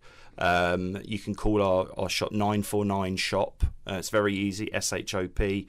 Speak to the thrift shop manager, Miss Remy, and if you want to make a donation, can't deliver it, then the larger items, and we can come pick it up. But again, we do have a collection bin on site as well. A lot of people drive past, donate clothes or household items in the bin safely and securely. Yeah, we'll welcome any donations. Thank you very much. Okay, we're going to do a quick around the table. We still have about 4 minutes left for some closing comments as well. And Mr. Codlin, we'll start with you. Yeah, thank you again, Mr. Connor. I think the key thing, what I will emphasize is that, you know, persons plan carefully for the hurricane season. Nobody plans to fail. We simply fail to plan. So that would be my word to your listeners. Okay, Eddie? Yeah, likewise, just be prepared. I know we keep talking about it, not just for hurricane season. I think this needs to go back throughout the whole year. When I come on and we do guest speaking, January, February, March, after Christmas, we do still reiterate, make sure you're prepared, because God forbid we could have an earthquake tomorrow, you know, we could have it out of season. So just make sure that you have ample time to get the things that you need. I think Danny suggested a good idea earlier as well, is that start getting these little things out of season. You don't have to go and spend $300 in one time at supermarkets. So yeah, think full planning and think ahead. Danny, we're going to let you have the last word. So we're going to go to Mr. Miller. Just thank you for having us. Thank you for having me out here and explain to your listeners what we do at the Weather Service and how. Thank you for being so clear and concise in terms of your explanation as well. Thanks, and just to show our place in this whole preparedness thing, and just want to emphasize that the relationships that we've built over the years have a big part to play in the success that we've been having across the island. So thank you guys for all of it. Okay. Danny. And I think that's a great point. I mean, again, teamwork makes the dream work. We work really closely with all our partners, obviously including the likes of Radio Cayman, and that communication to the public is so critical during these kind of times, blue skies, but also during a large-scale event. So thank you, OC, and for all the radio stations in Cayman for continuing to get that message out. I want to really strongly encourage people to download the app, the NEANS app. Mark's spoken to that already, I think, but all the information is on our website. We have some really good tips and tricks as to what to supplies and also planning, family plans, emergency plans. Just remind everyone that, you know, your emergency plan has to be quite specific. We can give you the template and we can help you with it, but at the end of the day, everyone's family needs are slightly different. So make sure that you're tailoring it to your own needs. And of course, that goes for supplies as well. But just, strongly encouraging people to be ready for the season ahead. And again, not just a season, it's all hazard response nowadays. So let's make sure we can respond to anything that happens in Cayman and help each other out and always be there for each other and our neighbours and our friends and so forth. And a quick advice for those families that may have older persons with some mobility issues, what they should be doing in advance as well, some of the preparation I think they should be making. Yeah, it's a really good point. Older Persons Council we work quite closely with, and we work with various other groups that have specific needs, including the Pines and so forth. You just got to make sure, obviously in normal times it's difficult enough for a lot of people with mobility issues. I think emergencies really, especially like large-scale hurricanes with a long-term recovery afterwards, tend to have a really detrimental impact on older people and people with specific vulnerabilities. So making sure that you really do plan more so and make sure that everyone is comfortable, you've got a strong communication. Every part of the family is part of that planning process, be it the kids or be it the older granny or grandpa or whatever. You see a lot people survive during the storm, but it's months afterwards. We see an increase in some fatalities as a result of, I guess, living standards and so forth. So just strongly encouraging to think of the whole family, including the pets. But again, we're here to help. We've got some really good advice online, and we can help you with your plans if you've got specific vulnerabilities. That's again what we're here for. Work very closely with the Red Cross as well, so let's make sure we can help you prepare. Excellent. Folks, I want to thank you all very much for being here this morning. It's extremely important. We know hurricane season is like Christmas. Comes every year, but we can never be, fully prepared, and we constantly have to continue to remind, people of all the necessary steps that they have to take as well. Folks, we're going to headline news. When we return, we should have Minister Sabrina Turner on the phone with us as well, so please stay tuned. For the record, we'll be back immediately after headline news. From district to district, moving through the waters to Cayman Brac and Little Cayman. Your station, your voice. All things Cayman. One radio, many people. This is home. Radio Cayman in the Cayman Islands.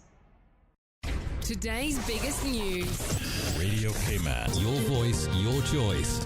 Local, regional, international. This is headlines from Radio Cayman's newsroom. Today's biggest news. Public Health reported 144 positive cases of COVID-19 for Wednesday and Thursday last week, with an estimated 995 active cases going into the weekend. The 7-day rolling average for Friday was 63. Severodonetsk will be, quote, cut off from the rest of Ukraine if Russia destroys the last remaining bridge to the city, according to the regional governor. The battle is continuing in the key eastern city with fighting for, quote, literally every meter. That's according to Ukraine's President Volodymyr Zelensky. Ukraine says its forces have been, quote, pushed out of the city center due to a significant advantage in artillery. Meanwhile, President Zelensky has called for modern missile defense systems, saying more than 2,600 cruise missiles have landed in Ukraine since the start of the war. Russia is continuing to earn huge amounts by selling oil and gas despite facing tighter sanctions around the world since the invasion, according to new research. And a new report says hundreds of civilians in the northeastern city of Kharkiv have been killed by indiscriminate shelling and the use of widely banned cluster munitions. Those are your headlines. I'm Karsley Fuller. For the latest in news and information, follow Radio Cayman on social media, Facebook, Instagram, Twitter. Download the Radio Cayman app or log on to our website, radiocayman.gov.ky. 89.9 Radio Cayman helps you to weather the storm during this hurricane season. One of the most crucial elements of hurricane preparedness is storm awareness. During the season, it is of utmost importance to pay attention to the latest local weather forecasts, as hurricanes do not suddenly form or strike. There are various methods of advanced notification. Utilizing such may be the difference between a favorable outcome and disaster. Both television and radio serve as excellent mediums with up-to-the-minute storm path information in the wake of a hurricane. Another method of tracking a hurricane may be only arm's length away. Your smartphone or tablet can be your most valuable tool before, during, and after a storm, providing countless numbers of apps with crucial hurricane information. Many apps allow you to track storms with moving radar and satellite imagery, plus offer alerts, current conditions, forecasts, advisories, and even video. This hurricane preparedness tip was brought to you by your community radio station, Radio Cayman 89.9 FM.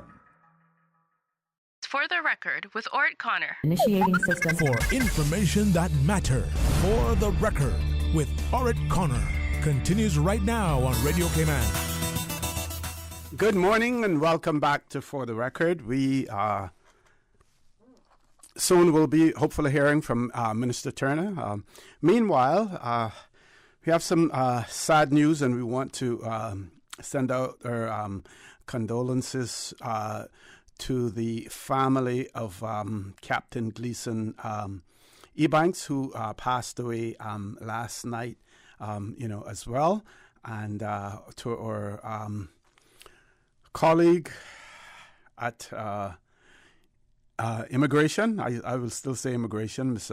Dulce Powery. We want to extend our sincere condolences to her and her family, and Captain Gleason's, family as well.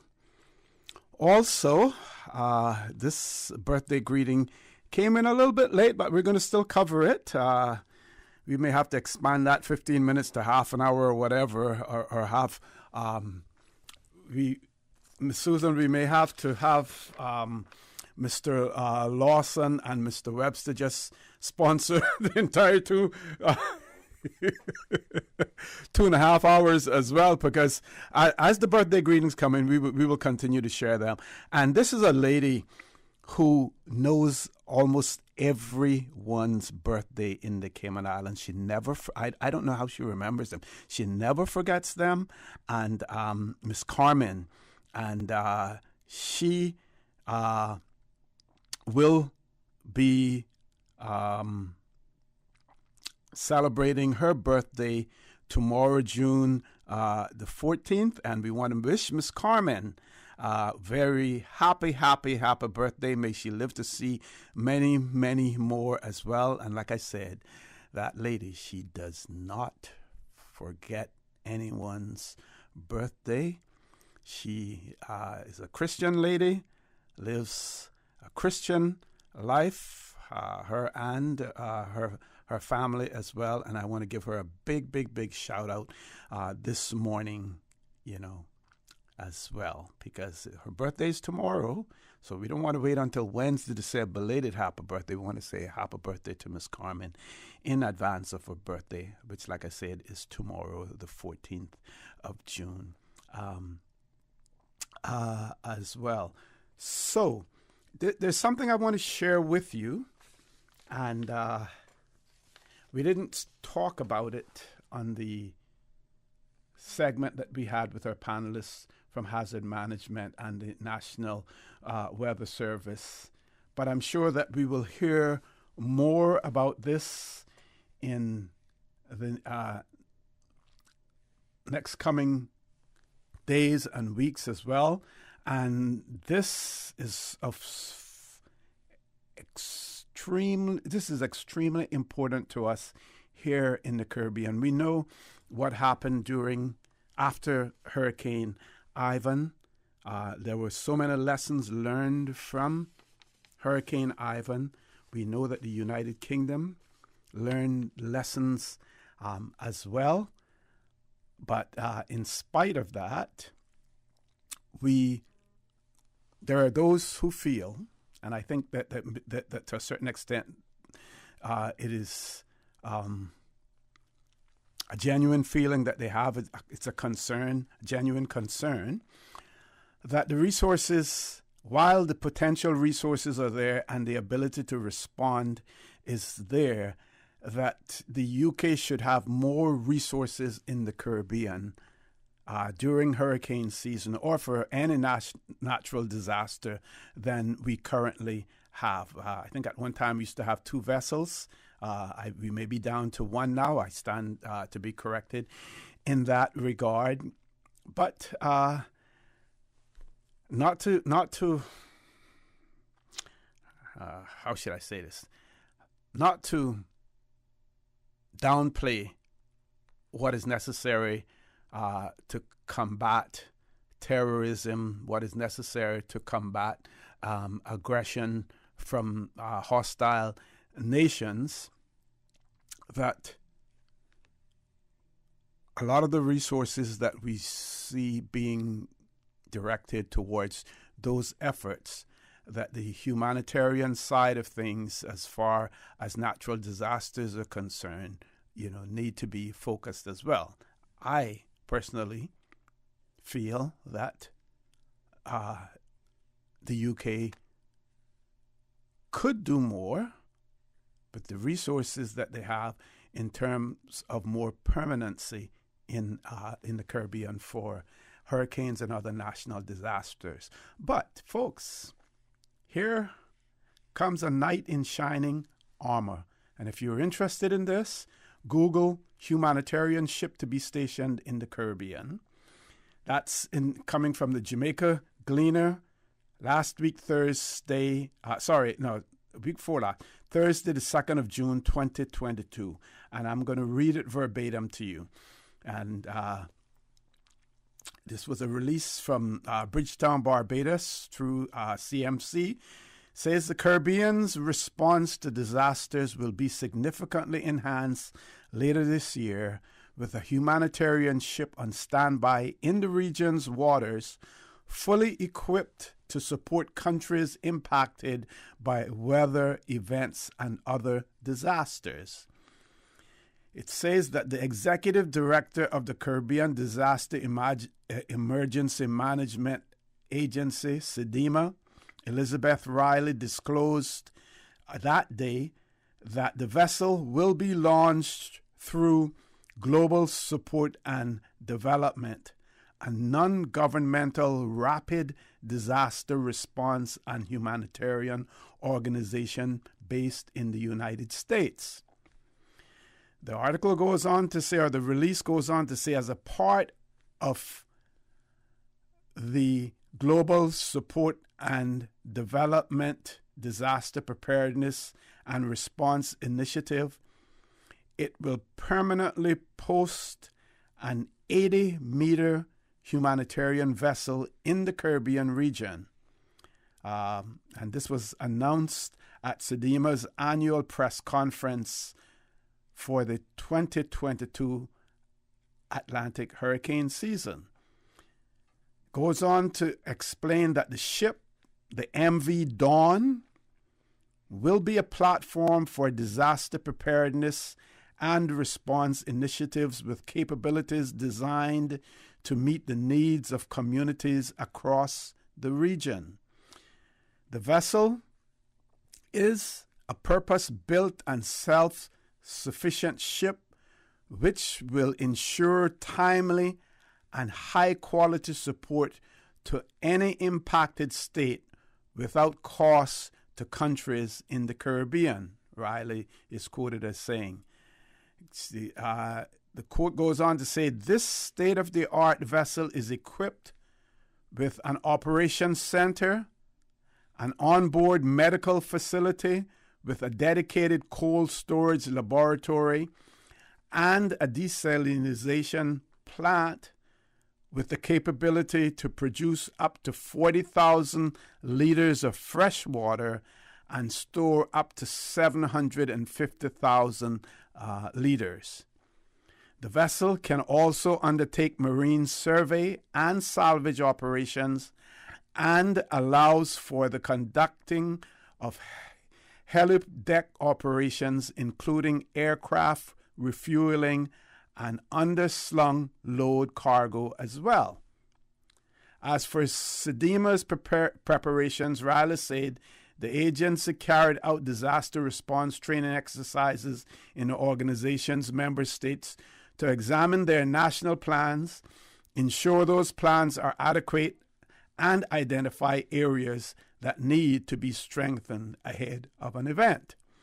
CDEMA also held its flagship exercise, Synergy, on May 22nd, which focused on a regional response to a multi-hazard, multi-island impact. The agency has also invested in training emergency response deployment team personnel. Additionally, Riley said that CDEMA has upgraded its internal telecommunications infrastructure with new HF transceivers, noting that communications is usually one of the first areas impacted by hazards. And I'm going to pause there for a second because we did hear one of our listeners call in and talk about communications locally, and what happened in the past, and wanted to know, what do we have in place for in the future, so that the issues that we experienced in the past do not reoccur. The article goes on to say that the United States-based National Oceanic and Atmospheric Administration, NOAA, National Oceanic Atmospheric Administration, is predicting activity will be above average. We heard that this morning here as well from Mr. Miller during the June 1st to November 30th Atlantic hurricane season this year. It has forecast that there will be between 14 and 21 named storms, with 6 to 10 likely to become hurricanes, including 3 to 6 major hurricanes, which are hurricanes of at least Category 3 strength. Colorado State University has put out similar predictions. It has forecast 19 named storms, 9 of which will become hurricanes, with 4 of those strengthening into Category 3 systems at the least. Riley added that experts predict a 60% chance of major hurricanes making landfall in the Caribbean during the 2022 Atlantic hurricane season. However, she stressed, and she's quoted as saying, it takes only one event to have a significant impact, and hurricane preparedness is absolutely critical. The SEDEMA executive director reminded that while today's press conference coincided with the start of the hurricane season, the region is susceptible to a wide range of hazards, including earthquakes, for which residents and governments need to be prepared. But the real headline here is that there will be another vessel available in the Caribbean to respond to disasters in the Caribbean. And this is from a United States-based organization called Global Support and Development. So in addition to what the UK has in the region, we have this additional as well. We know also that there are some, let me check the time here to make sure I don't miss the commercial break. I know Miss Susan will remind me. As a matter of fact, I'm just going past the commercial break. So why don't we just take the commercial break? When we return, the conversation will continue. I'll remind you that our phone lines are open. If you want to call in, if you have any questions or comments, I do have some emails that persons have sent me a few days ago, and even one this morning as well, that I can share with you in the event that we need more material. So please stay tuned for the record. We'll be back shortly. At Doctors Hospital, we know life happens, and usually when you least expect it. So when unexpected medical issues arise, you need quality care close to home. Located in the heart of Georgetown, our accomplished team of physicians and medical staff treat minor urgent conditions such as migraines, chest and abdominal pain, shortness of breath, burns, broken bones, open wounds, and more. 24 hours, 7 days a week with no appointment necessary. Peace of mind is important when life happens. At Doctors Hospital, we're always here just for you. Need to speak to someone? Call 949-6066. Make your house into a home. Welcome to Brand Source Home Gallery, your source for premium products and a premium experience. We'll design and install your dream kitchen with crafted cabinets, complemented with elegant appliances. We'll fill it with quality houseware and cookware. Custom-designed closet and storage solutions organize and beautify any area. And with the finest bedding, you'll get a perfect night's sleep knowing Brand Source Home Gallery has everything you need to make your house a home. We think it's time you crossed over to a new vehicle. And with the Toyota Corolla Cross now at Vant Motors, you have plenty of reasons to make the switch. The crossover body and hybrid engine is a sleek design in a sturdy structure with a spacious interior that opens to extensive cargo space. Stuck in traffic? The high-performance self-charging hybrid system automatically switches between gas and electric vehicle mode, helping you lower both fuel costs and carbon emissions. The Corolla Cross has full LED lighting inside and out, an integrated display audio system with energy monitor, and a dual-zone climate control system to ensure comfort for all. Test drive the new Toyota Corolla Cross Hybrid today at Vant Motors, Walkers Road. Tune in every Monday through Friday at 12 p.m. for Radio Cayman's Midday Newscast. Radio Cayman, the people's station. Your trusted official source for the latest news. The 12 p.m. news is proudly brought to you by Health City Cayman Islands. World-class healthcare within your reach. For the record with Ort Connor. Initiating system. For information that matter. For the record with Ort Connor. Continues right now on Radio Cayman. Good morning. Welcome back to For the Record. No guests in the studio. We're hoping to hear from Minister Turner. I'm not sure what's happening there, but just want to say in the event that she doesn't come on, this was something that we were trying to arrange at the last moment. So for those of you who have any ideas that the minister hasn't showed up or anything, no, that is not the case. This was something that we were trying to fit in into the schedule very quickly to provide you with some information, and hopefully that will still take place. So before I went to the commercial break, I wanted to say to you that the UK has been encouraging and spearheading the fact that the initiative that the its Caribbean overseas territories work with each other to help, to support each other as well. We saw, for instance, after Hurricane Ivan, the Bermuda Regiment came to the Cayman Islands and assisted us. We saw what the Cayman Islands did as far as the British Virgin Islands are concerned. Also, we assisted the Turks and Caicos. The fact that we do have our helicopters, the fact that we do have our national airline, that we can help to transport relief goods and stuff like that.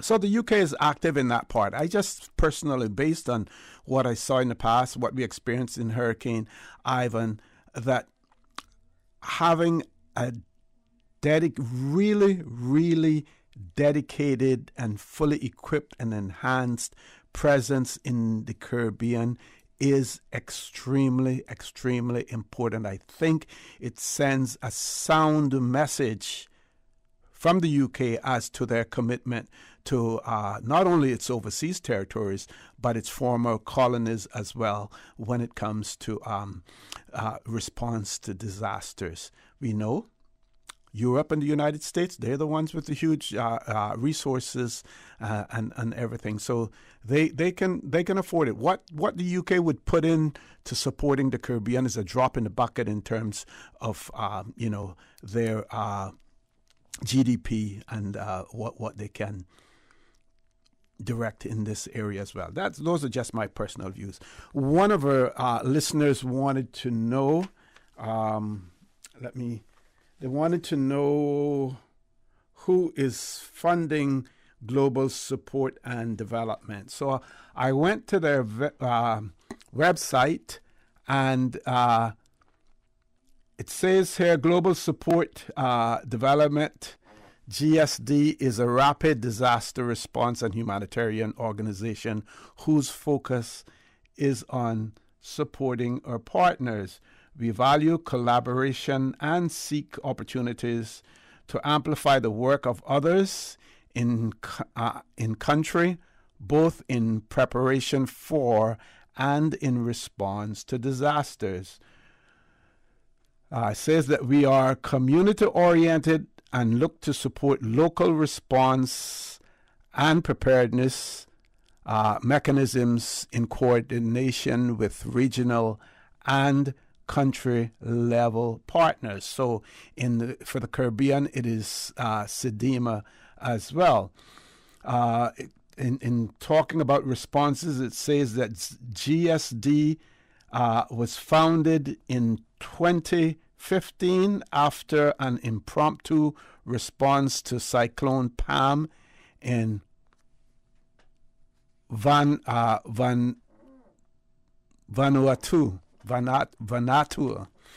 and became a formal 501c3 in 2019. Since 2015, GSD has supported a number of international and U.S. domestic response operations, including 2015 Cyclone Pam in Vanuatu,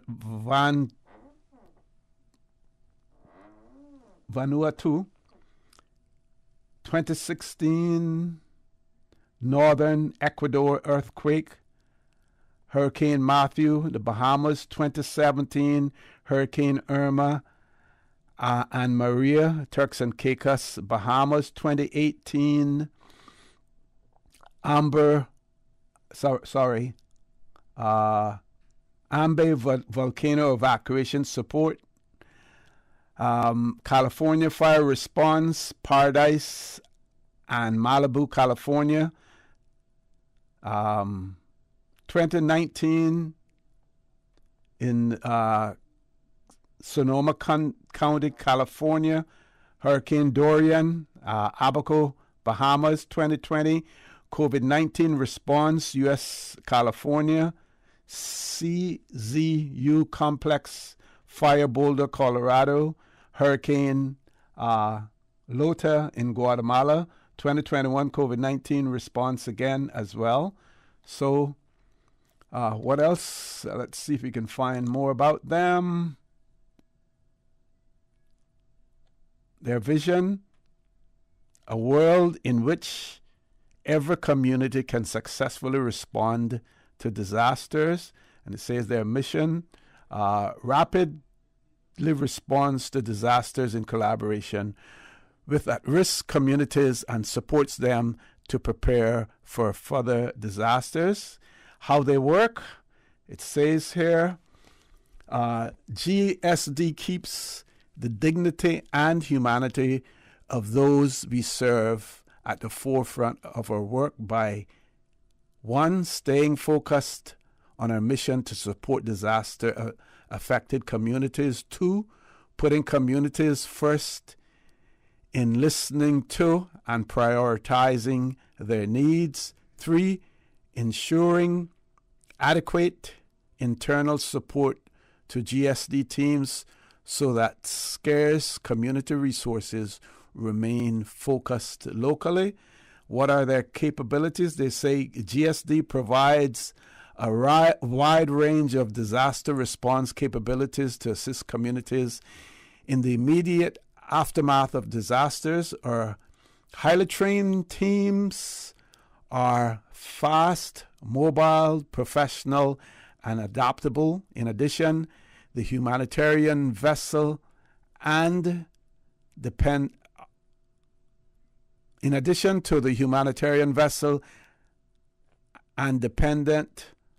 on need and based on requests, GSD capabilities include disaster impact, needs assessment, wide area search, unmanned aircraft, drone mapping, debris removal and road clearance, remote supply and logistical support, health sector support emergency medical capability, provision of urgent medical supplies.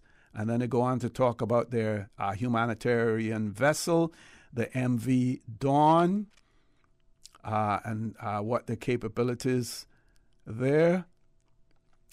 Looking to see whether or not they are asked for donations here is another. And I'm reading all of this in response to our listener's question. It talks about their partners. It says, experience has taught us that effective disaster response is best achieved when responding organizations and affected communities all work together.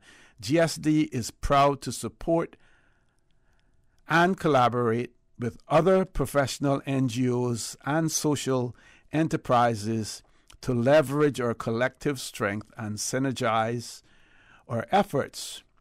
Through our commitment to open communications and coordination with other mission-driven organizations and with a deep respect for the communities we serve, we can achieve far greater outcomes together than we could alone. GSD partners with leaders in the humanitarian field, and they talk about CARE, Respond Global, Yacht Aid as well.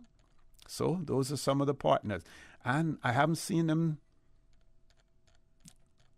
ask anything about contributions as well. So that's one thing that is significant. Most of these, or some of these organizations were looking for contributions, but this one. So I hope and I trust that that answers the listener's question in relation to GSD, as well. We're going to take a commercial break. I'm told that the Minister of Health and Wellness will not be able to make it with us, so we will hopefully we will have her sometime in the near future as well. That we have that commitment. So the phone lines will be open for you as well as soon as we return from this commercial break. So please stay tuned for the record. We'll be back shortly. What's that? No sugar, same amazing taste? Coca-Cola Zero Sugar is here to stay. Classic taste, pure satisfaction. Be sure to stop into any Tortuga location and get your own case of Coke Zero. Or grab an ice cold one straight from the cooler. Brought to you by Tortuga Distributors Limited. Coca-Cola, taste the feeling, Cayman. Are you feeling sick, but don't feel ill enough to go to the doctor? Ask your pharmacist for advice. Here at West Bay Pharmacy, our pharmacists have been trained to offer helpful, easy-to-understand advice on the treatment of everyday minor ailments for yourself and all the family. Anything from headaches, cough and sore throat, to cold sores, our pharmacists will know when medical help is needed and will not hesitate to refer you to your doctor if your symptoms demand it. Like doctors, our pharmacists have a professional code, which means all personal information you give them will be treated in the strictest confidence. Visit us today at West Bay Pharmacy, where we care about your health. Ransomware, DDoS, malware, phishing. If you don't know what those mean, you're not alone. But if you aren't protected against those cybersecurity attacks, then your business is at risk. Don't leave your data or your business vulnerable. Get Digicel Business Protect. Simpler, smarter cybersecurity. Visit our website, www.digicelbusiness.com, to request a callback or call us now on 623-2499. Workforce Opportunities and Residency Cayman are reminding customers that applications must be completed in full or they will not be accepted. In efforts to improve customer service and processing time, only fully completed applications will be accepted. Customers are responsible for providing the required information for the application to be processed and are encouraged to review the application checklist before submission. For guidance, visit www.worc.ky. For the record, with Ort Connor. Initiating system. For information that matters. For the record, with Ort Connor. Continues right now on Radio Cayman.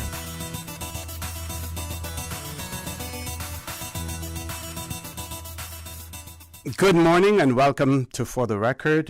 This is an email that I received from last week, Wednesday, and the caller asked me to share this, or as much as I'll share as much as I possibly can. So the caller said that they heard a caller on my show, For the Record, in June. Says with his the caller's usual talk about using weed, AAK, marijuana, which is illegal in the Cayman Islands. Goes on to say that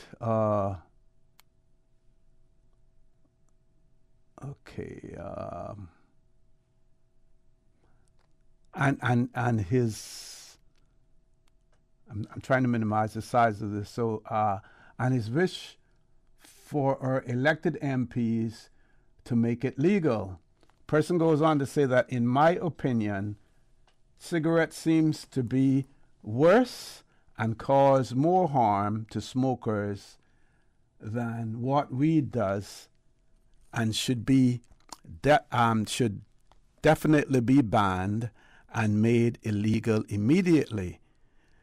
The importation and sale of those poisonous cigarette drugs need to be stopped now and for all times. How can a cigarette be legal with all the different poisonous substances they are made from is beyond me. And the writer then goes on to share information. Says, about 2 weeks ago, I listened to a lady member from the Tobacco Drug Council for whatever the correct name, or whatever the correct name is, speaking on Radio Cayman's afternoon talk show with respect to No Tobacco Day, which should really be no tobacco every single day, and the dangerous effects that cigarettes have on those who smoke them, because each cigarette contains at least 700 dangerous different poisonous chemicals in them, which in my opinion should be more than enough to change anyone's mind and good sense to stop smoking immediately. In my opinion, every single day needs to be No Tobacco Day, not just one day, taken into consideration the dangerous effects cigarettes have on each person's health and life who smoke them. Says, without prejudice, I wish to bring to the attention of all elected members of Parliament, those in Cabinet and those on the opposition side of government, who definitely need to take the sales of tobacco products, including cigarettes, to pass into law that cigarettes become legal before the end of illegal before the end of 2022, and should no longer be imported. They should be made here. Neither should they be sold. They should not be made here, and neither should they be sold to any person. So the gist of the matter is, because it's a pretty long message and I'm unable to read all of it, but this person is definitely against smoking cigarettes and feel that they should be totally banned. Sale of cigarettes should be totally banned in the Cayman Islands as well. We do have a caller. Let's go to the phone lines. Caller, good morning. Welcome to For the Record. Good morning. Am I on the air? Yes, you are. Good morning. Okay, good morning to all. I wanted to know what's going on about this licensing department with changing your license plates on your car, because every time I went into the admin building in Cayman Bragg, they told me I had to change the true plates on my car. So 3 times they told me, and I went in this morning, took them off, and went in and when I got it in, they said that it wasn't necessary to change the plates. But I saw on the news and things, but the temporary plates had to be changed, otherwise it could be charged $2,500, which I know that's bullshit, because I see plenty of cars on the road now without plates and they're not getting charged.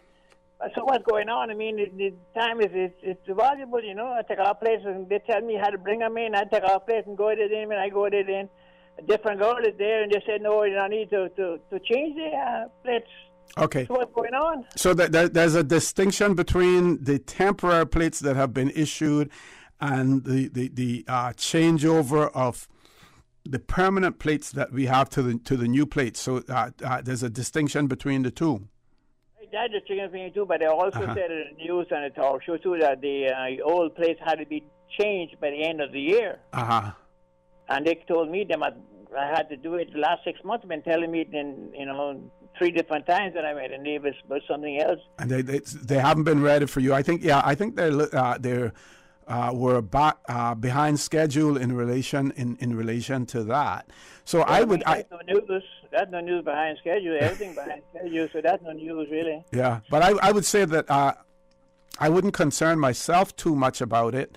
If you have been there and have said yours isn't ready, at some point in time, I'm sure that they will contact you to say that you can then come in and collect them. I've gone through the same thing as well, and I'm sure that there are many others that have done the same.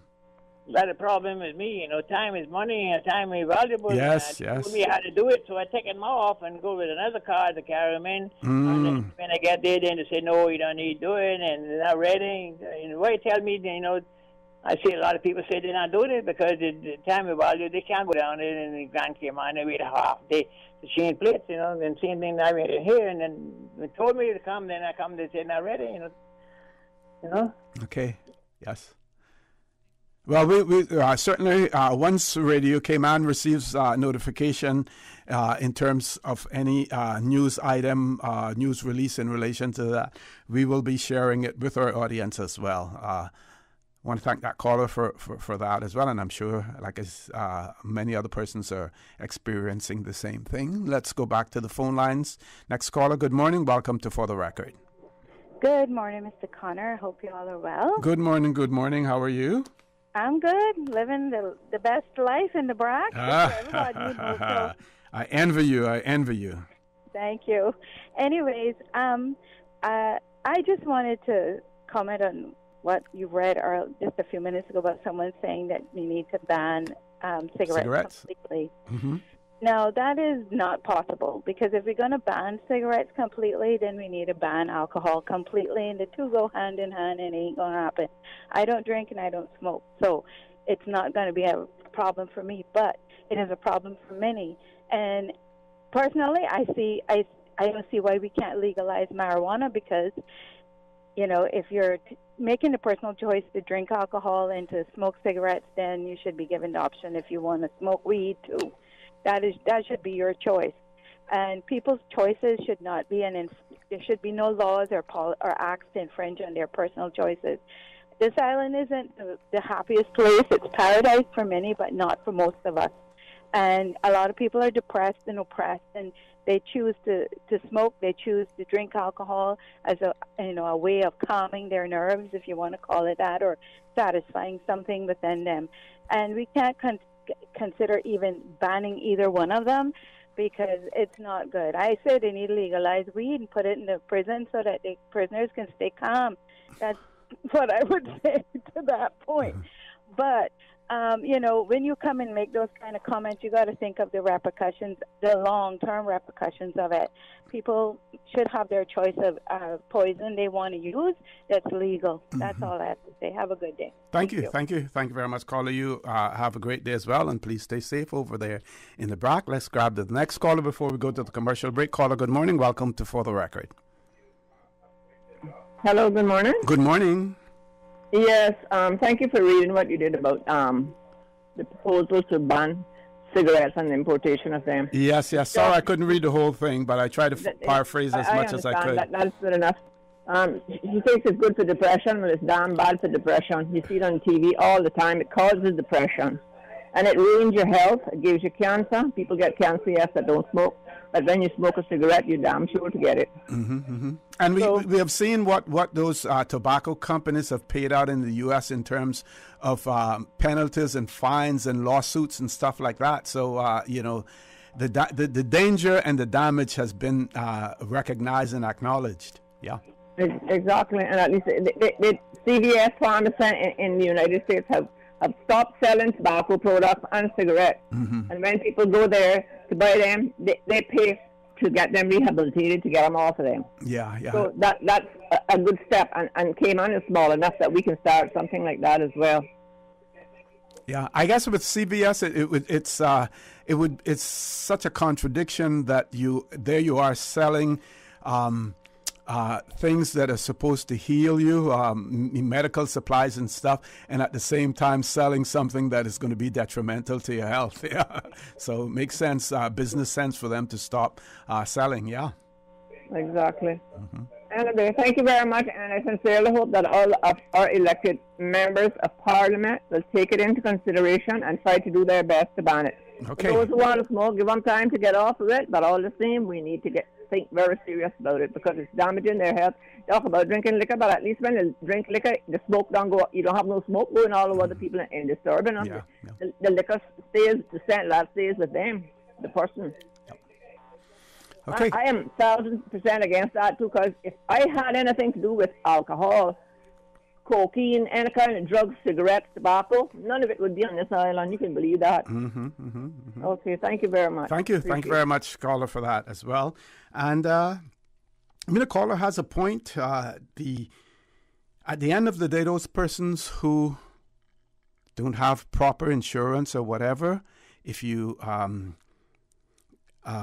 end up with an illness that has been caused by, let's say, smoking, then it falls upon the government of the day to provide you with medical support as well. So you need to be responsible in your actions, especially when someone else ends up having to take the financial responsibility, for your health and your upkeep based on decisions that you have made as well. Folks, we're going to take the last commercial break for the morning.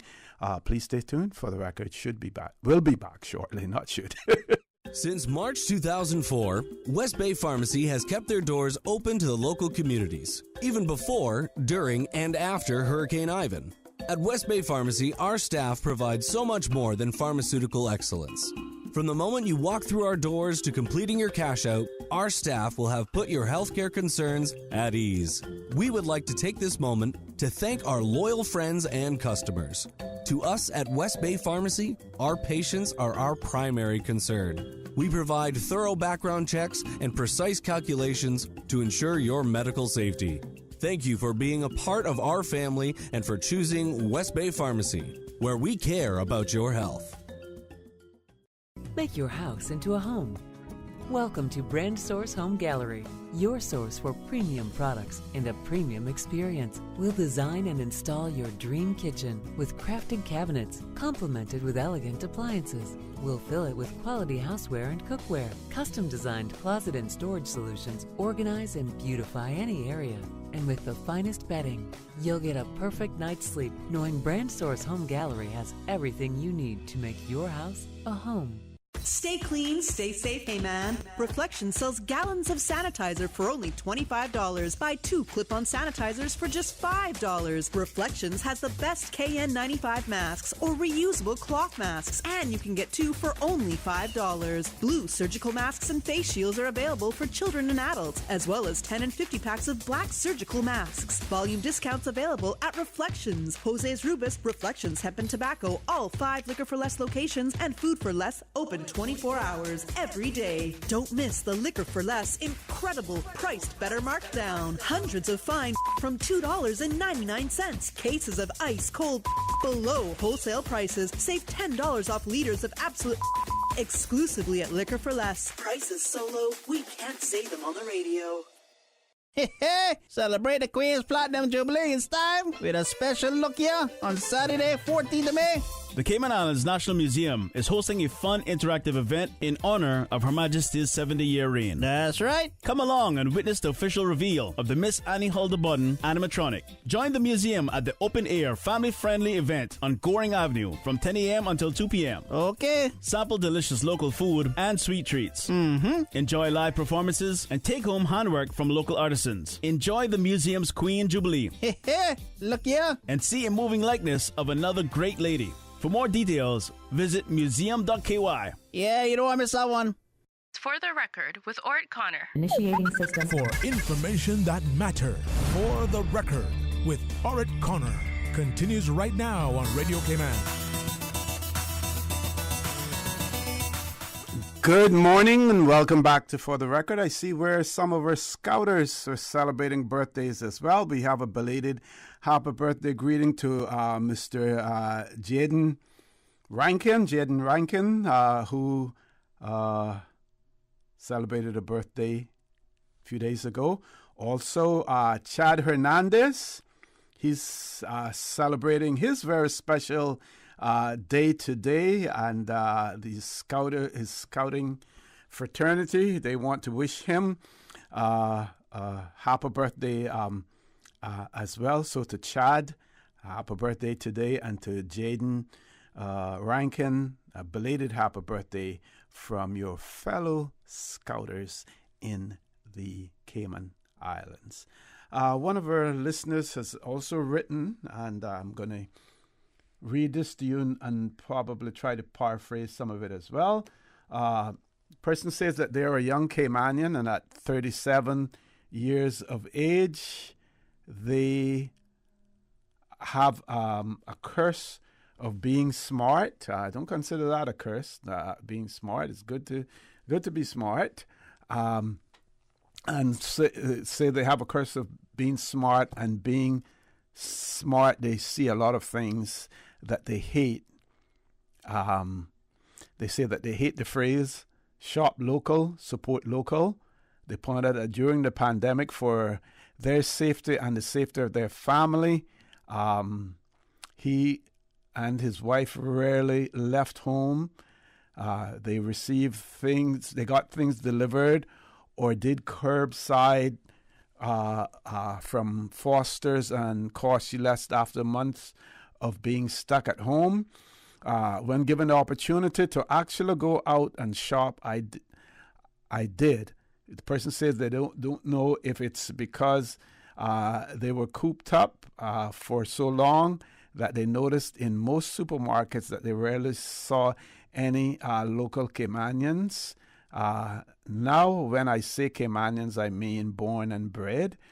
You can actually count on your fingers how many of them you actually see. Just recently, I found out that my favorite place to shop, Cost You Less, has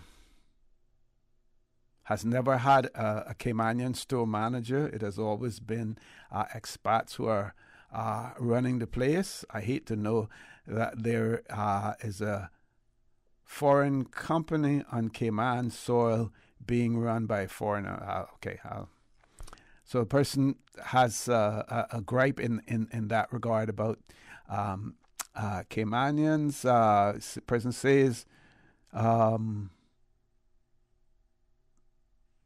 that they're sure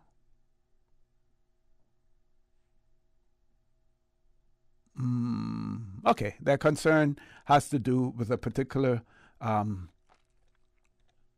enterprise and whether or not they've had a Caymanian manager, and their gripe is that they should want to see more Caymanians in management positions, especially at that location. Okay, we have two callers. Let's go back to the phone lines. Caller, good morning. Welcome to For the Record. Good morning, OC. Good morning. Again, I wanted to, well, it's been a while back that someone had called in about their late bill or whatever, and I wanted to address this water bill that I get for this month. This is humongous. I don't know what's going on, but I can question it, but I guess it do make sense, because once they charge you, you got paid or they can cut you off, and I need water. I tell them, I say, but at this rate, I can have to go up in Dock Pond and get the swamp water, and then I'll probably come out with stuff over me, like how the marker parks look. But I tell you one thing, at this rate, I'm not going to be able to pay water bill, because last payment, my water bill was $48.00. Listen to me carefully. Now I get a water bill in the mail the other day, $205.00. That's a humongous job. And what is it? What is it usually at? What is it usually? The most my water bill went when I went in January. Remember telling I went to take my brother in December. To take my brother remains to bury. And when I came back, my water bill was $114. Apparently somebody was stealing my water, because I left my son and my husband, and they weren't even washing like how I normally do and watering my plant, because my son made a lot of my plants dry up. He wasn't even going outside. And then I went and bought locks from A.L. Thompson, and I have padlock on both of my hoses outside. I showed the water meter man yesterday, and he said, yes, that's a humongous jar that must wash it. And I'm not doing nothing different than what I normally used to do. And it's only me and my son and my husband in the house. And I can't see how that water bill jumped from $48 and cent to $205. My late bill just be more than that, little bit. That is ridiculous. That's a lot. And I don't have no leak, I don't think, because I had one little leak, but somebody come in and a little bit of rain, and he told me to cut off the water from the house, and if the meter's still running, well, then I have a leak. So he's coming in a little while because I down the road. Okay. That's a big jump. Yeah.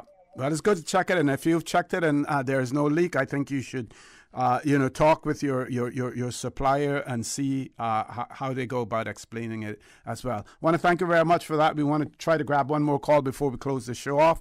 Caller, good morning. Welcome to For the Record. Good morning, O.C. Good morning. Good morning. I'm fine. How are you? Good, man. The weather's great outside today. That's good. That's good. I'll dwell a little bit on what the last caller, were talking about. She probably has a leak and don't realize it. The toilet can be leaking. Also, the water meter could be faulty. Because I've seen that. I've had it happen to me. But on the Water Authority are raising their prices. I have not known anything about it because my bill is still at a constant, we call it from last year before, however long it was now. So I know they were trying to get recall, but that was shot down, I think, by the regulatory body. But water is very, very funny. So even if you got a drip, you say, oh, it's not leaking much, but that drip adds up over time. And when you got 30, 31 days, 20, that is a lot of water that's being leaked out. For her to check the meter to see if it is the meter problem, I don't know how to get that done. But if she turns off the main valve to the water meter, that don't tell you that she got a leak in the house. She would need to make sure that everything in her house is turned off, and then check the meter.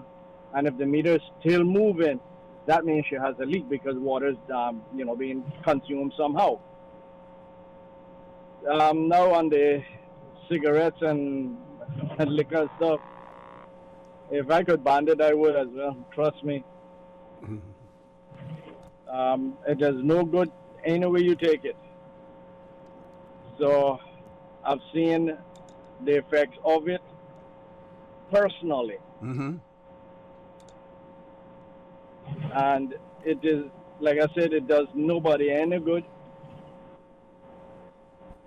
So, whoever is smoking, yeah, they're saying, oh, we haven't whatever out of this. But you got to realize that also you're affecting others because that secondhand smoke can be a lot worse than if you were smoking for yourself. Certainly, yeah. Okay. And the alcohol is just as bad. I mean, yeah, I know the caller before the last one said that the alcohol only stays with the one that drink it. No, that's not so. Because when you go out there and you hit somebody with your car because you're impaired because of alcohol, that you've just affected somebody else by your drinking. So, in my opinion, any and all drugs should be banned. Okay, caller, thank you very much for that. Thank you. Thank you very much. Have a great day. One of our listeners has written in. I want to share this with you before we go off. We only have 2 minutes left. It says the tobacco industry has shifted. They have shifted their market focus is now to Asia, Africa, and the Caribbean after losing market hold on traditional markets, which have recognized the devastation to economy through impact national health of their population, through the impact of the national health of their population. The tobacco giants realize less resistance and barriers to their products and minimal health protection as well.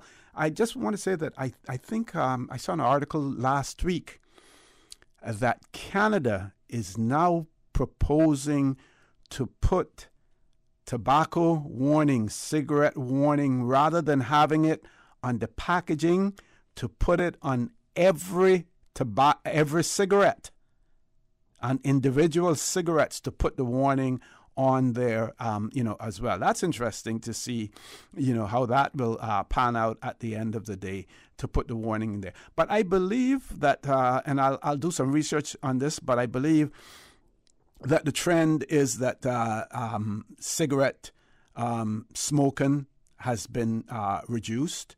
I'm not sure what the pandemic, the COVID-19 situation with persons locked in and stuff, what the figures are since then, but there was a time when there was a downward trend in the consumption of tobacco products as well.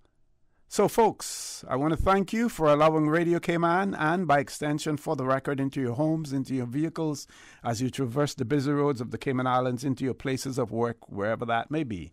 I also want to remind you that we are our brothers and our sisters' keepers. There is always someone out there who's less fortunate than we are, and I ask you to extend a helping hand to them. If you can't do that, then I suggest you donate to a worthy charity, because we always want to consider those who need, not necessarily those who want or even those who crave. So I say to you, have a great day. Continue to support your radio station, Radio Cayman. Join Sterling, Dwayne Banks at 12:15 for Talk Today. And as usual, we ask the good Lord to bless these three beautiful, wonderful Cayman Islands. For the Record is brought to you by Vamped Motors, the only authorized Ford and Toyota dealership serving the Cayman Islands. Coca-Cola, available across the Cayman Islands from Tortuga distributors. Accept no substitutes. Taste the feeling with Coca-Cola. Brand Source Home Gallery, inspiring luxury. West Bay Pharmacy, taking care of your health. And JN Money. From abroad to yard. Fast, affordable, convenient. Doctors Hospital. Peace of mind is important when life happens. Doctors Hospital, always there for you. Call 949-6066. Satisfaction is guaranteed 24 hours a day, whether it's music or information. From Grand Cayman to Cayman Brac to Little Cayman, we've got you covered. You ever hear a thing like that?